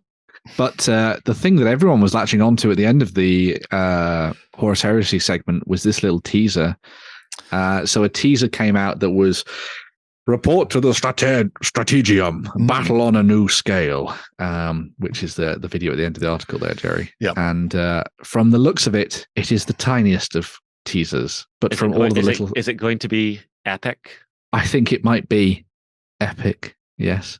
So it looks like because this was tied to the end of the Horus Heresy, and they're talking about legions and stuff like that, I obviously think they're doing epic, but it clearly makes sense to do it in the Horus Heresy than rather than do it in the kind of 40k world that we live in now, because you only need to make one type of kit.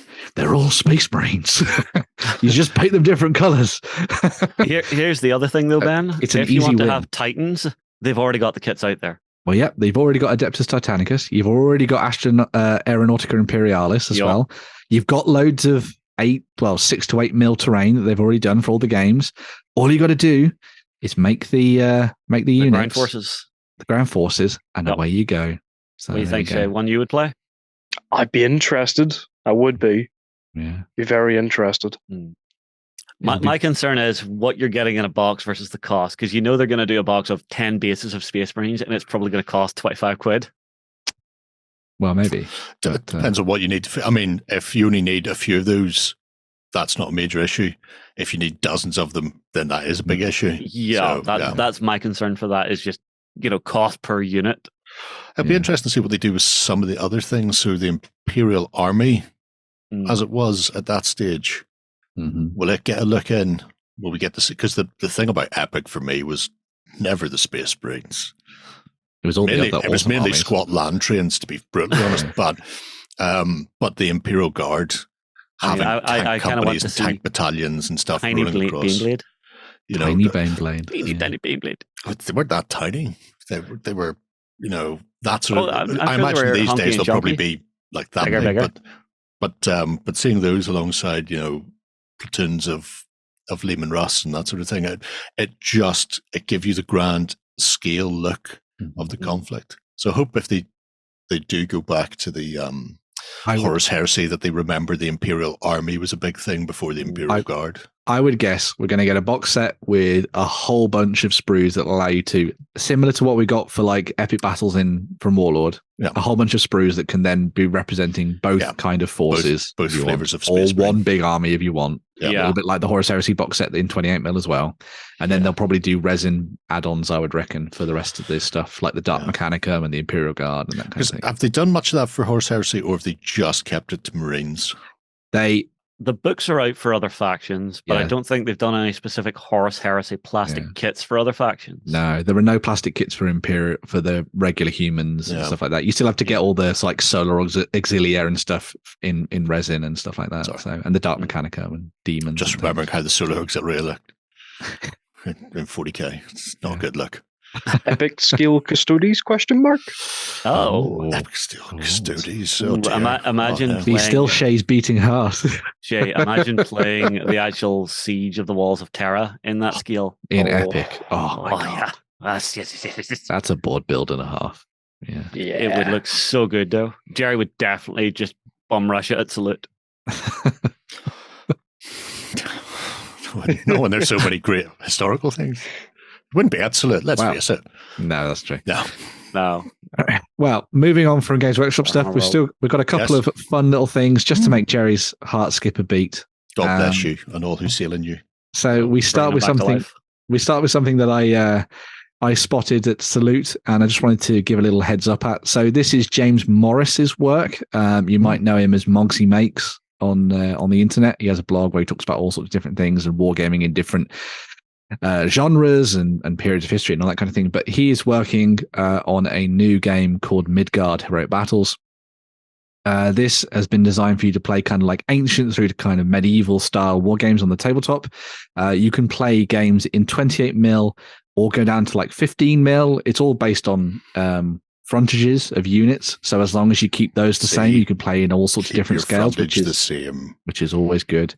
But the other thing that's really awesome about this game is that because the idea of it is that it's focused around heroes and their epic deeds, hence heroic battles, you can take this down the fantasy route if you want. Like, for example, the big fantasy game that they played out at Salute was the battle between the Azir and the Vanir and stuff against the ice trolls, so the Jotnar and stuff. So you had like Thor and Freya and Odin battling at the foot of the Rainbow Bridge and that kind of thing, which was really cool.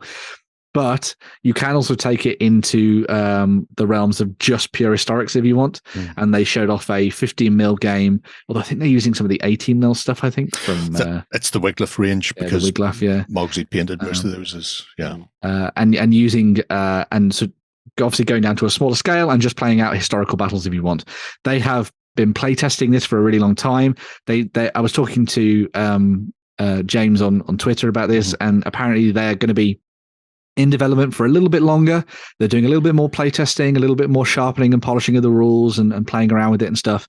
But then it's eventually going to be published by Ricewitz Press, which is Two Fat Lardies, who help with the production of a bunch of different games that you may know and love.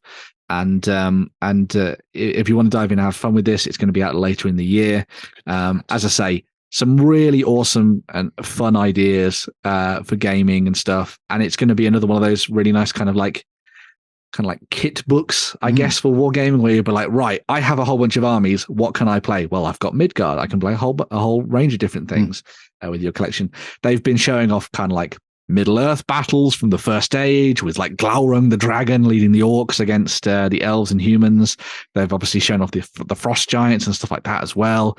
And the idea that you can play it in the different scales, I think, is going to be really interesting for a lot of people to dive into and have fun with. So if you're looking for another one of the, as they deem them now, agnostic games, this is definitely one to go and have a look at and keep an eye out for. And watch that blog.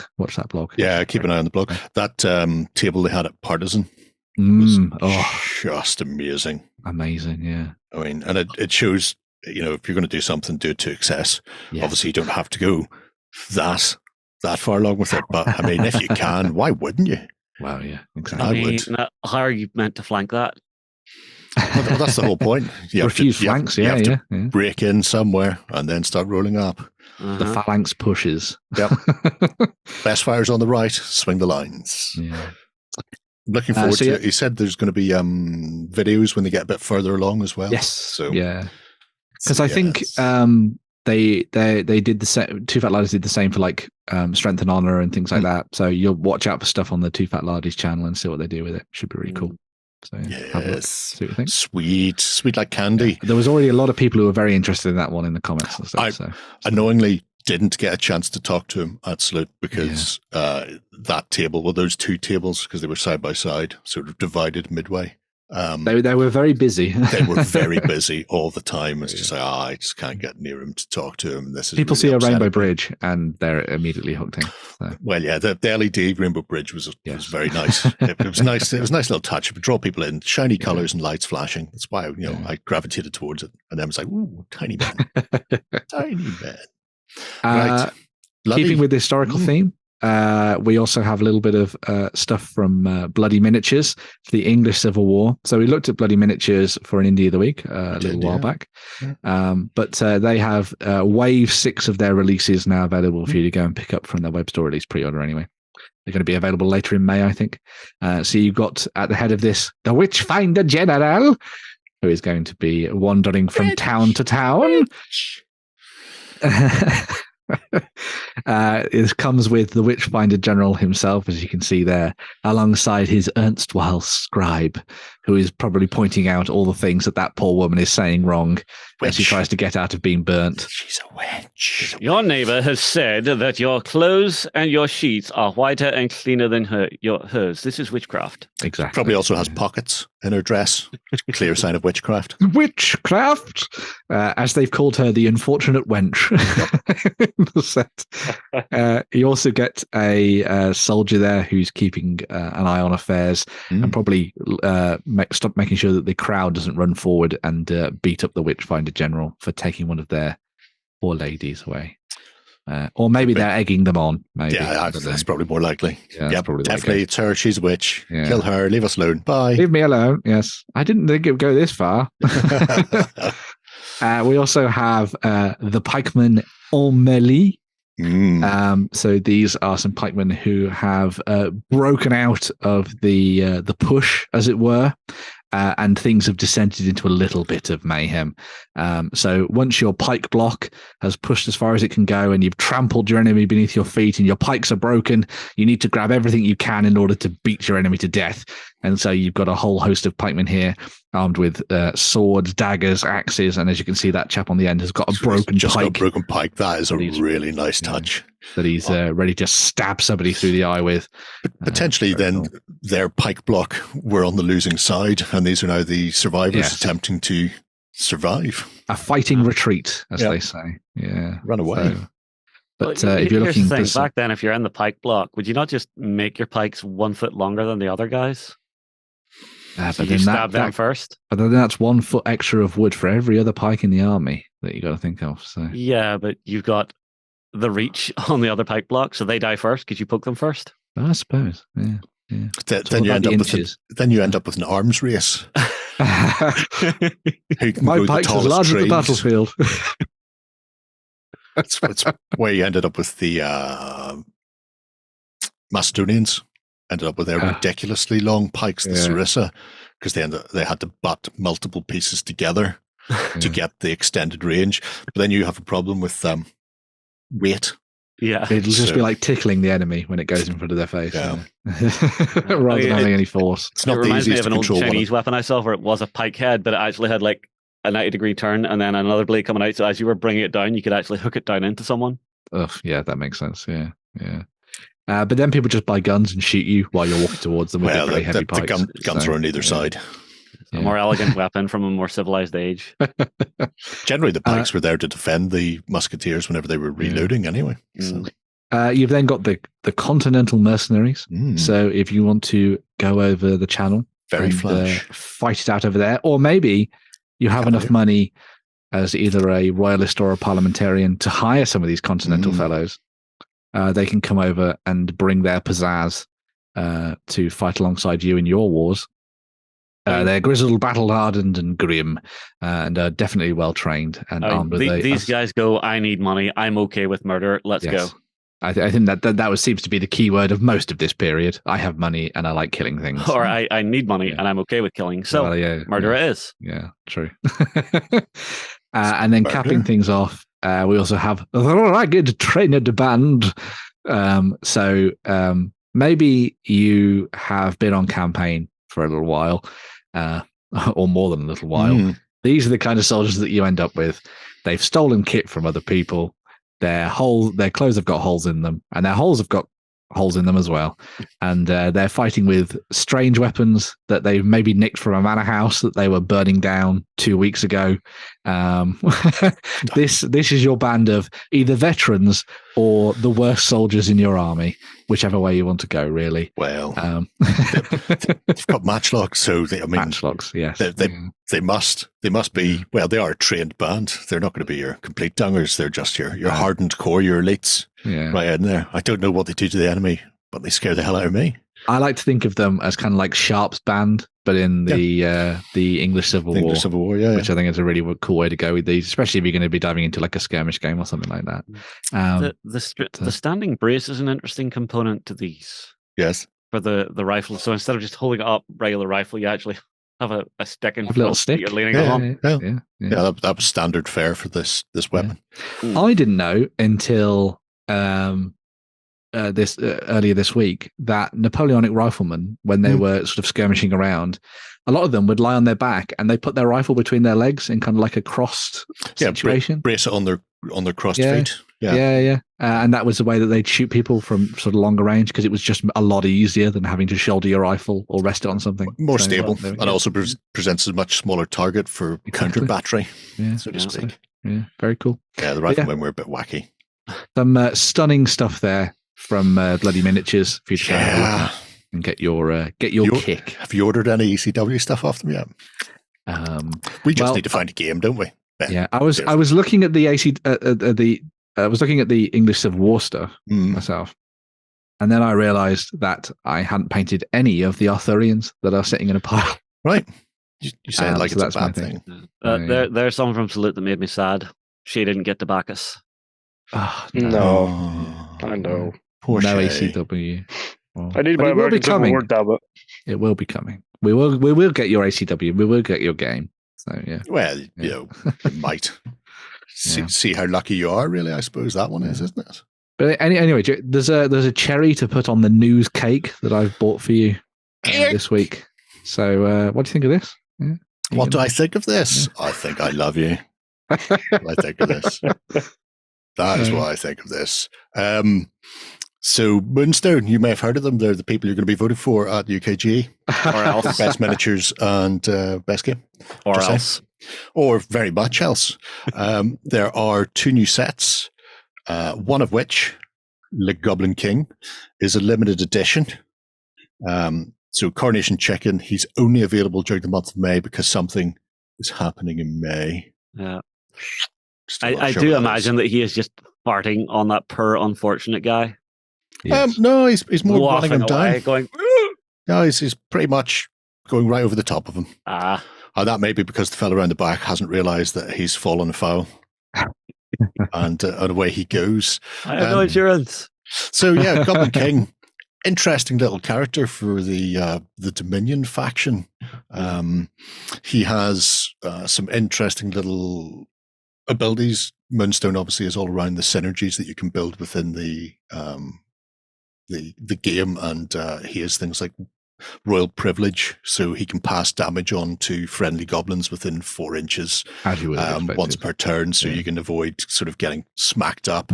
But he also has things like gimme, where he can take a moonstone off a friendly goblin. So taxation? Well, because, he likes shiny things. Think of it like some sort of massive Indian diamond, maybe. I don't know. But it's his now, not yours. But because Moonstone, you get hampered by carrying Moonstones, you want your fighters to be effective and to be able to move and complete the scenario on the tabletop. So you don't want them to be carrying them, but they're probably going to end up carrying them. However, he can start sort of snaffling them back off them. So he deals with the negative effects, but he sits at the back and doesn't really get involved in the fighting unless he has to. So that's good. And then he can also... very kingly. Yeah, he can also sounds oddly familiar. Well, he's got an ability called Rule the Roost as well, where he can target a goblin. It gains energy but loses wounds. But if they've already activated, they gain a second activation immediately after him. So it's like an interrupt. Right. So you can chain activations, and that's very important with one of the new figures from Death and Taxes, the new set. So this one is just a Old Dominion set that's going to be available. A little troop box, yeah. Why is there a Goblin Delboy? That is because that is Jobby, and he's the man I'm thinking of. Jobby is particularly good whenever you get into it because he is a little bit wee. He's a geezer. He's going to be a millionaire. Should be carrying a suitcase full of like dodgy VCRs. He's going to be a millionaire any day now. Old Jobby, but Jobby, he can be constantly resurrected if you've got the Mortician in your band. Amazing. And his ability is to sort of. He can grab moonstones quickly. He can steal them. He can chuck them to his friends. He's going to go over like nobody's business if anybody looks at him, and he may be faking or he may just be dead, but you can bring him back. But him coupled with the king means he can constantly be stealing and then chucking them back, and then the king can be reactivating him, because even if he drops down to 0 wounds after his activation, if somebody comes in and kills him again, he can just be re-resurrected, and you just keep doing that. Recycle Del Boy over and over again. I love it. Which is great. Then you've got the Tax Collector. Tax Collector is another support character that will let you hamper enemy models so they can do things like income tax to stop characters moving for an entire turn unless they pay a tax based on the amount of moonstones they're carrying. So when somebody's got a moonstone and is running for the back of the board to bring it all in for the big win, you just stop them in their tracks. And also they can restore wounds or take wounds off people as well based on the amount of moonstones that they're carrying. So they're a really nice support character. Excuse me, you're on a toll road. Yeah. And then the last one, my favourite, Portly Pete. It's all muscle under there, honest to God, governor. He's a melee character. He's got armour on him, so he can do a bit of damage reduction. He's got a 2-inch range with his halberd, which is called a halberd. Not a halberd like normal, but a bird as in tweet, tweet, I'm a bird. Because it's got that sort of crow beak and little eye on it and stuff, which is just absolutely pointless, and I love it to bits. But he's a good support character. He can take wounds for just any goblins that are close to him with a moonstone, as opposed to the king who can just dump wounds onto goblins. He can do another sort of sterling job.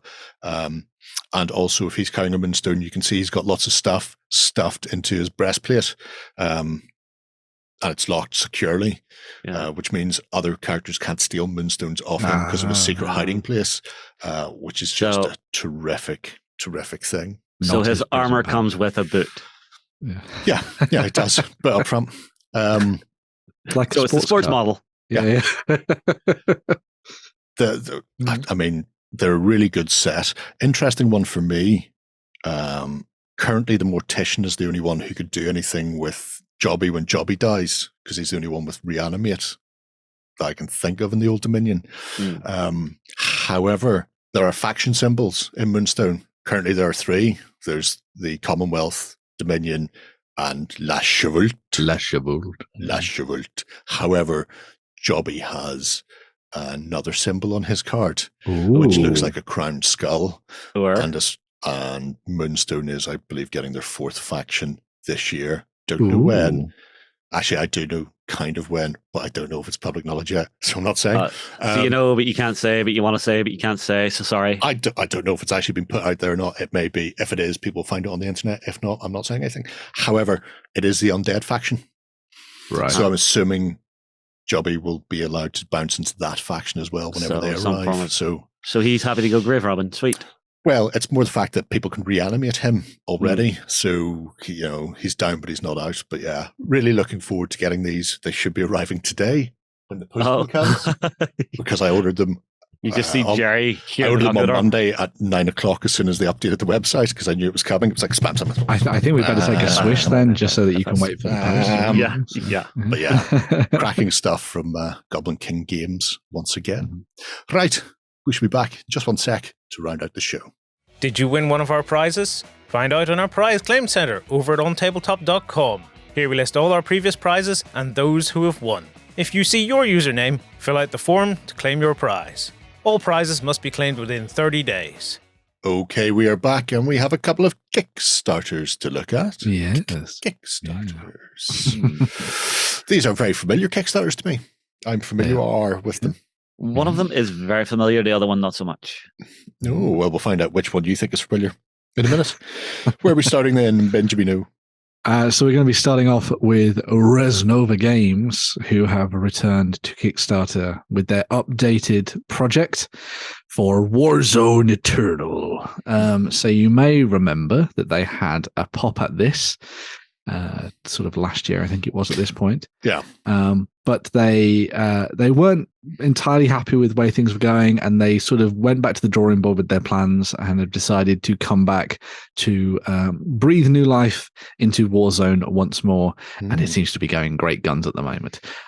So similar to last time around when they were talking about bringing this game back, the focus has very much been with Warzone Eternal, a focus on the older versions of Warzone. So not Resurrection that a lot of people remember from Prodos, but the sort of very first versions of Warzone. Target Games versions. Yes, where it was a handful of miniatures per side, maybe no more than 20 per faction or something on the tabletop, and everything is played out on very small tables. So in this case, it's played out on 3x3 tables, and all of the missions that you play are very narratively focused, very scenario driven, all about objectives. They're not concerned with just blasting your opponent off the table, although of course you can do that. Yeah, it's always good to do that when you've got the opportunity. One of the other things that they've done with coming back to this game is that they've tweaked things a little bit mechanically. So they've put the rules back through the kind of like playtest machine, as it were. And they've kind of ironed out some of the kinks that a lot of people were seeing with the first time round. And also there's some fun stuff in there for people who've maybe looked at Warzone in the past, but thought, oh, it would be nice if there was some extra bits and pieces here and there. So, for example, in this, you've still got a kind of really fun sort of alternate activation thing. So it goes between players as you go through. Mm-hmm. Everyone activates as individual miniatures. So everyone feels like their own little hero on the tabletop, which is kind of cool. I always like those little hero moments for individual soldiers who do something wild and wacky. But then you've also got something that's been thrown into Eternal, which is reactions as well. So there's a limited sort of array of reactions that you can take when an enemy does an action that allow you to either shoot back or dive for cover and all that kind of thing. So it all sort of plays into the idea of this being a very dynamic, kind of story-driven, almost role-play-esque style experience on the tabletop, similar to kind of like Rogue Trader back in the day and that kind of things as well, which is really nice. It makes sense. I mean, it comes from an RPG setting. Yeah, it's a Mutant Chronicles RPG setting.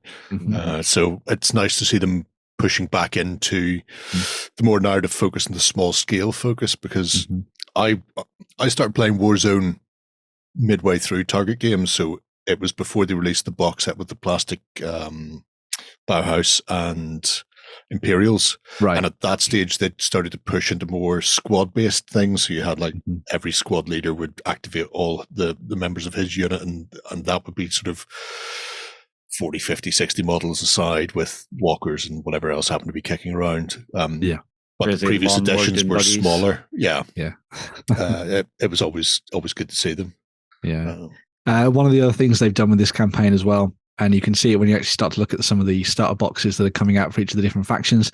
There's now 7 of them that have been covered, so it's a lot of big names that a lot of people will know. One of the awesome ones that they added in is they've actually got a Brotherhood set in the mix now as well. So if you want to play as the bad guys, I mean, the whole thing about the setting, if people are unaware of the setting of Warzone, humanity started populating the planets in our solar system. And then mega corporations kind of ruled them. So you had Capital would obviously be very American based, but if you think like it's American companies that had gone out and landed on a specific planet. So you had these by Elon Musk. Mishimura and people like that. They pushed further and further out, and planets sort of built up. And then they got out past Pluto and discovered some artifacts that essentially unleashed some sort of evil, necromantic, tyrannical alien undeadness upon the world. At that point, you can sort of hard cut to technological development. So you've still got the interfighting of the various factions, but you've also got this sort of external threat to deal with. And also it means that technology is sort of focused at that point. So the fact that it didn't have them the first time round, I think, was not only a shame, but kind of a misstep on that one. So it's great that they've put them back in. Yeah. There's Cybertronic. Scumbags. There's my favorite. Cybertronic. Yeah. I hear Jerry say scumbags, and it's just my favorite. It's just like, yeah, that sounds about right. I used to collect Imperials. They were my fashion from trenchers and blood brays, and beating people up with spades. And the crazy Scots peoples. The Wolvers. Oh yeah, I love them. I got some of them. So one of the things that they actually came back to change with the miniatures this time around is the initial set of miniatures that they did for the last campaign were modular, but they were all very samey sculpts. So you could put them together and the arms were separate from the legs and all that kind of thing, but they all essentially came looking a little bit kind of like action men kind of thing. So what they've done this time around is there's been a little bit of a sort of a switch in so much as all of the miniatures are now single pose, but they're more dynamic. So you have an entire squad of individual looking troops in your force box, which means that you're losing the modularity, but you're getting one piece miniatures that you simply stick into the base, and each of them works and feels like an individual. So you're getting some good stuff there in terms of detail and that kind of thing. Anything that they didn't anything that they didn't change wholly, they've gone back and just added more detail to the sculpts. So some of the stuff for a couple of the different factions was simply just iterated on. So may have had some kind of like the kind of zombies and that kind of thing that have been given more gribbly bits and all that kind of stuff, which is always nice to see. The other thing that's really fun about this now, this time around, is that as they go through their stretch goals, they're going to be adding specialist and elite units to each of the different factions. So you saw some of them as we went through there. So we saw like Marines and stuff for capital and that kind of thing. So as they go through, specialists will then be bolted onto the different factions. So when you get faction sets, you'll be able to get those as well at the same time. They've also tweaked a little bit in terms of the costings as well. So you can either go for the rulebook if you already have loads of the Warzone miniatures from past editions. I know a lot of people who have a lot of stuff from the likes of Prince August and that kind of thing. So you want to dive in and pick up those. You can still get them. Then you could just pick up the book and play the game. But if you wanted to get just a faction box, you can, or you can go all in and you can get like faction boxes and a book, or all the faction boxes, or a back faction box, the rules and all the tokens and all that kind of thing as well. So send me everything. Can I still use the big Mishima Stompy robot that we have kicking about in here? Technically, there's no reason why you can't. So yeah, on a 3 foot by 3 foot table though. It's well, yes, of course that would be a little bit weird, I suppose, but you could do it. But if I had that and nothing but that, you'd probably have to come up with rules for it, because didn't that come from? Yeah, so that would have been the sort of vehicles stuff. That was during the Resurrection era. Yeah. I don't think that existed in previous iterations. Yeah, so you'd have to make up some stuff for it, but there's no reason why you couldn't use some of the older, troops and all that kind of thing, and characters and stuff as well. Yeah, I mean, there are some things I absolutely adore about this game. The world, the art, the miniatures design, absolutely adore. My only problem is the problem I always have is it's a D20 game. I don't like D20 war games. I love D20s. Oh no, I love D20s, but not D20 war games. The mathematics are too spiky. So I can come up too many different faces. Yeah. Sorry, Frostgrave in Infinity. It just doesn't jive with me. It depends on how the mechanics are baked in. Because with something like Infinity, it's just like a slightly bigger D6. Yeah, but it's all of the different layers of like modifier after modifier after modifier. All the modifiers are always in threes, generally. Threes or sixes, and a 3 on a 20-sided is like 7-sided-ish, just under 7-sided, so it's just a bit more variable. So as long as it's not straight all or nothings. Yeah. Well, the interesting thing, if you want to look at the rules, is that the sort of earliest version, I suppose the latest version of the rulebook, actually, which is still early, I guess, is available for you to go and have a look at. So if you want to go and check out the PDF and have a read of the rules, play some games with the models that you already have in your collection, you can obviously do that, and then you can dive in and have some fun with it. So. Keep your eye out as well, because Brian's been doing some sort of live streams and bits and bobs as well. Yeah, he does YouTube videos and all sorts of different things. So he's a great guy, is Brian. So, he is. One of my favorites from the industry. Every time I see him at an event, instant hug. It's some good stuff with Dark Age and stuff. That game, which is really cool. No, see that game. It's nice to see it funded and see where they're going to push on. Yes. And obviously, just get the Brotherhood out of my face. I love the Brotherhood. Just Bauhaus. Give me that yummy Cybertronic. Boo Bauhaus. Boo, I say. Boo me. That's because my friend ran Bauhaus and he would always beat me. So, yeah. Did you just get a load of Lancers on Raptors and just charge and stick your face? I could just never get anything through his armor. It was really that's annoying. also good. Is there any of the factions that jump out for you, Shay? It's a Blitzer. I've never heard of this. Never heard of it. The best way I can introduce you to it then, Shay, is via the medium of the film starring Hellboy. There's a Mutant Chronicles film. Just go watch that. You'll thank me for it later on. I think I have it on DVD at home. I can lend it to you. Oh, amazing. You will not regret it. You think I have a DVD player? I also have a DVD player I can lend you. Yeah, old man. It's like vinyl, Shay, isn't it? It's like vinyl. No, honestly, it's one of those things. I have my old DVD collection with some of my old favorite movies from when I was younger and a player. Makes sense. Yeah, I mean, hang on. Have you never walked through like a Sainsbury's or something and just find like an old Walkman? It's just like, what? I have an old Walkman for playing tapes. So yeah. I even have a pencil that sits. I meant a CD Walkman. Now this is the old man. I have an old all gone completely off book. Watch me on Chronicles, Shay. It's amazing. Okay. And Warzone. Yeah, Diesel Punk is I think how they put it. Or I do like Diesel Punk. Or fantasy sci-fi, sort of like a hard sci-fi. It's a future that could exist if alien necromancy was a thing. And I mean, why wouldn't it be? It's a future where guns exist, but people still use swords. That's why. They have found necrotic viruses in Antarctica now, which they've managed to bring back to life. Well, that's great news. Scientists need you. You need to stop scientists. Nah, they're fine. Saying. 27 days left on Warzone Eternal. So if you want to get in there, go and join Crispin in the chat. I know he's already introduced himself to Brian via the medium of the live streams. God bless you, Brian. Right. Okay. Second Kickstarter then. Yeah. So the second Kickstarter is one that actually, Justin, you talked to these guys at UK Games Expo. I think it was last year, in fact. Actually. Oh, okay. Yeah. So this is AWA Game Designs, or AWA Game Design. And this is their sci-fi war game that they've been working on for a little while, and they've now brought to Kickstarter, called War on Terra. So War on Terra is their attempt to make, in their own words, the most balanced war game possible, but without making it dull as dishwater. I mean, the terrain is very familiar, but the name of the game is just not ringing a bell. I'm sorry. Well, we're in a video with them. If any help, it's at the bottom of the Kickstarter. Yeah. Oh, right. Okay. So it's a game that's set in sort of our world, but it's set in the future, where think XCOM and Greys and that kind of stuff. So you've got a whole bunch of different human factions that were kind of splintered as the world sort of fell apart. And then when aliens came and sort of arrived on the planet, all of those kind of disparate parts were brought back together. I absolutely love this. All of this is gameplay footage, by the way. This is how it actually plays.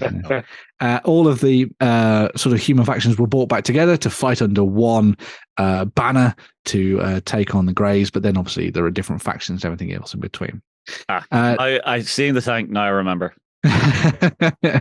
The game actually, well, you'd think the game just has the two factions, but they've actually been working on a whole host of different ones, and there are 5 of them now for you to choose from that have been built and designed for their world. One of the nice things about diving into this game and getting your hands on the starter set for it is that you can get a box that gives you all of the governments you need to start, including the rules, but then you choose the 2 armies that you want to have in your starter box. So if you are particularly drawn to the Greys, or you're particularly drawn to one of the other factions that's coming out, you can go for one of those. As you can see, there's loads of different factions and sub-factions within them as well. They have done a lot of work on the lore for this game. It is quite phenomenal. My favorite, just as a complete aside before we get anywhere, there we are there, the darkness. And the darkness on the website, everything's redacted except it goes, their armor is gloss black, and any identifying unit markings are very small and in matte black on the gloss black armor. Yes. Apart from that, you don't know what's going on with these people. The light has to hit them just right. Yeah. There was a good interview with them where they were asking whether or not the Darkness were inspired by the band The Darkness, and they're like, well, clearly we now need to have a special character called Justin Hawkins in there. Yeah. So rocking out. The actual game itself is run using polyhedral dice, so you use the whole suite of different dice for doing things, and they've tried to make it as kind of dynamic and sort of reactive as possible. So it sort of plays in a way, in similar ways like a lot of those modern games do, where you kind of you don't necessarily do the standard turn by turn thing where you have one player doing everything and then someone else and that kind of thing, which is quite nice to see. They've also done a really nice thing in terms of the way that units are designed. So a unit can be one model, or it can be, a bunch of 20 that are fighting together. But however you play the game, they all act the same way, you know what I mean? So they've done some really interesting things with that, so that you can play around with very, very large armies or very, very small ones. And it works on a skirmish level all the way up to being, big games full of vehicles and tanks and rockets and all that kind of stuff as well. One of the other things they were talking about in an interview was that they kind of have played around with some kind of real world ideas for warfare. So one of the designers used to be in the military, and he was saying he never got why you do hit, wound, armor save. Surely you should do hit, does the armor save you, and then does it wound you? And so they've switched that around so that now you've got something that makes a little bit more sense. Because he was talking about the fact that a helmet that a soldier wears, because of the air pocket that's inside the helmet, sometimes a bullet will enter the helmet and then be curved around by that and go out the other side, if you're very lucky, of course. Yeah. So they've played around with some interesting concepts there to try and make it feel a little bit more real world and that kind of stuff as well. Including things like the environmental effects of where you happen to be playing out your battles as well. And one of the things they've said is that, like, while the mechanics are very balanced, so everybody feels like you're on an even playing field, there are loads of different ways for you to kind of modular in a modular fashion, kind of add and build on the game in different ways. So you've got all these different objectives that you can draw each turn, which will be very different and that kind of thing. You've got the weather deck, which is going to totally change how games play. Like, for example, they were playing a game once and there was just like a big alien lightning storm that basically fried a bunch of his units, and they were like, wow, that was kind of awesome, and that's kind of put things on an interesting footing. You've now got to suddenly fight to try and take control of the game again. Now you've lost a bunch of your models and that kind of stuff as well. So they've really tried to play around with the narrative and the storytelling element of it at the same time, which is really nice. On the miniatures front, they're going down the resin route at the moment. And one of the nice things they've done with the miniatures, especially for the human factions, is that they wanted to go down the route of trying to make the models fun to paint, but without them being massively detailed, if you know what I mean. So a lot of the soldiers will be in big plate armor with big masks that are very kind of like broad surfaces and things like that. And so the idea is that you could get your entire faction painted up very, very quickly, and then you start, as you can see some of them there, and then you start to make them feel more unique by adding on the markings and all the things that they've been working on in the background and the narrative and stuff. So it's, again, going down that sort of XCOM-y route if you were looking to kind of have like a parallel with another game and stuff. And the same goes for the Greys as well. They're interesting, looking aliens that will be very familiar with, but they've been done in such a fashion that they, are very quick and easy to paint up and use in your games, which is really cool. Yeah, I will say you do get an absolute monstrous amount in your base pledge. Yep. Something I've been wondering about recently is that a trap that a lot of companies are falling into these days? They feel they have to put way too much in. Well, I don't think there's way too much in it. I mean, the base box is. I'm going to have to scroll all the way up. But the base box is 2 factions plus the book plus all the goblins and bits and bobs. So, I mean, a faction that's a tank and 16 or 18 figures. Yeah. That's 18 figures and the little floaty droid thing. Yeah. It's not a huge amount. The other thing they said with this campaign is that they never wanted to put anything in a pledge and then hide anything behind a stretch goal banner. So, because it always felt like you were, in their words, getting less of a game with stretch goals. So what they've done is they've decided that they're going to go light on that kind of thing. And so anything so everything is based around the pledges, and everything you see on that is what you're going to get.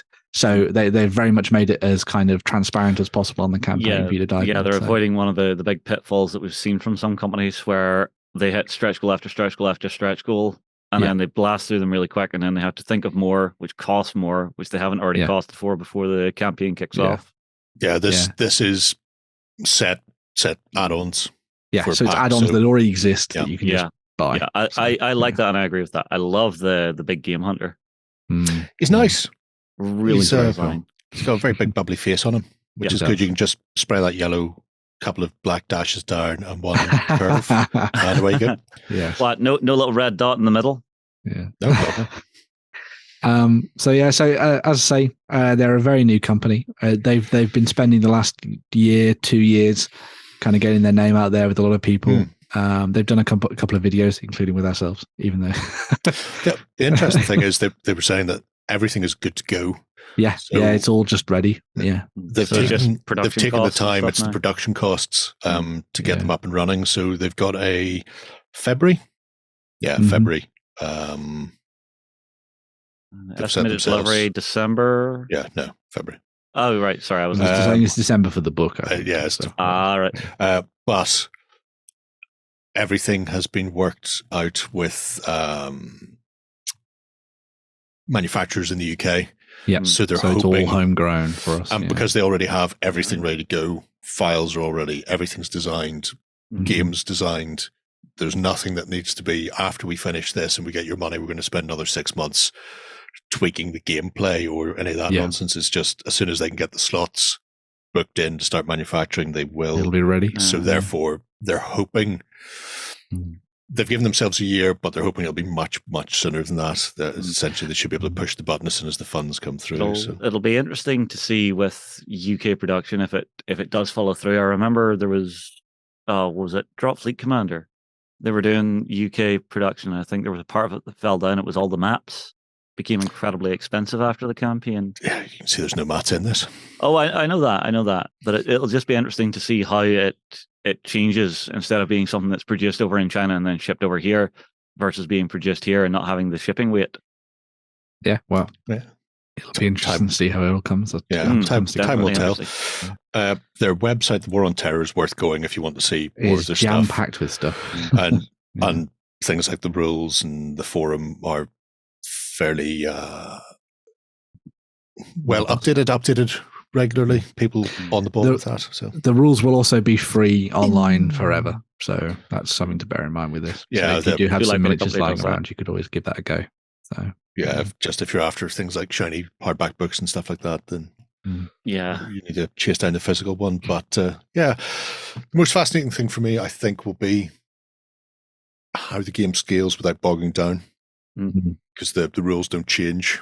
So, if a skirmish version and a big battle version run off the same rule set, how well that interplay works. Yeah. It's got some interesting matrices and stuff in there, which will be very interesting to see how they all work. I think there's some videos on YouTube and stuff for you to go and check out, and I think they're going to be working on some of their own battle reports and stuff as well. So that'll really come down to the flow of the main mechanics, how they just one leads to the other leads to the other. Is there anything that's really granular that you have to do that you might need to start skipping in bigger battles?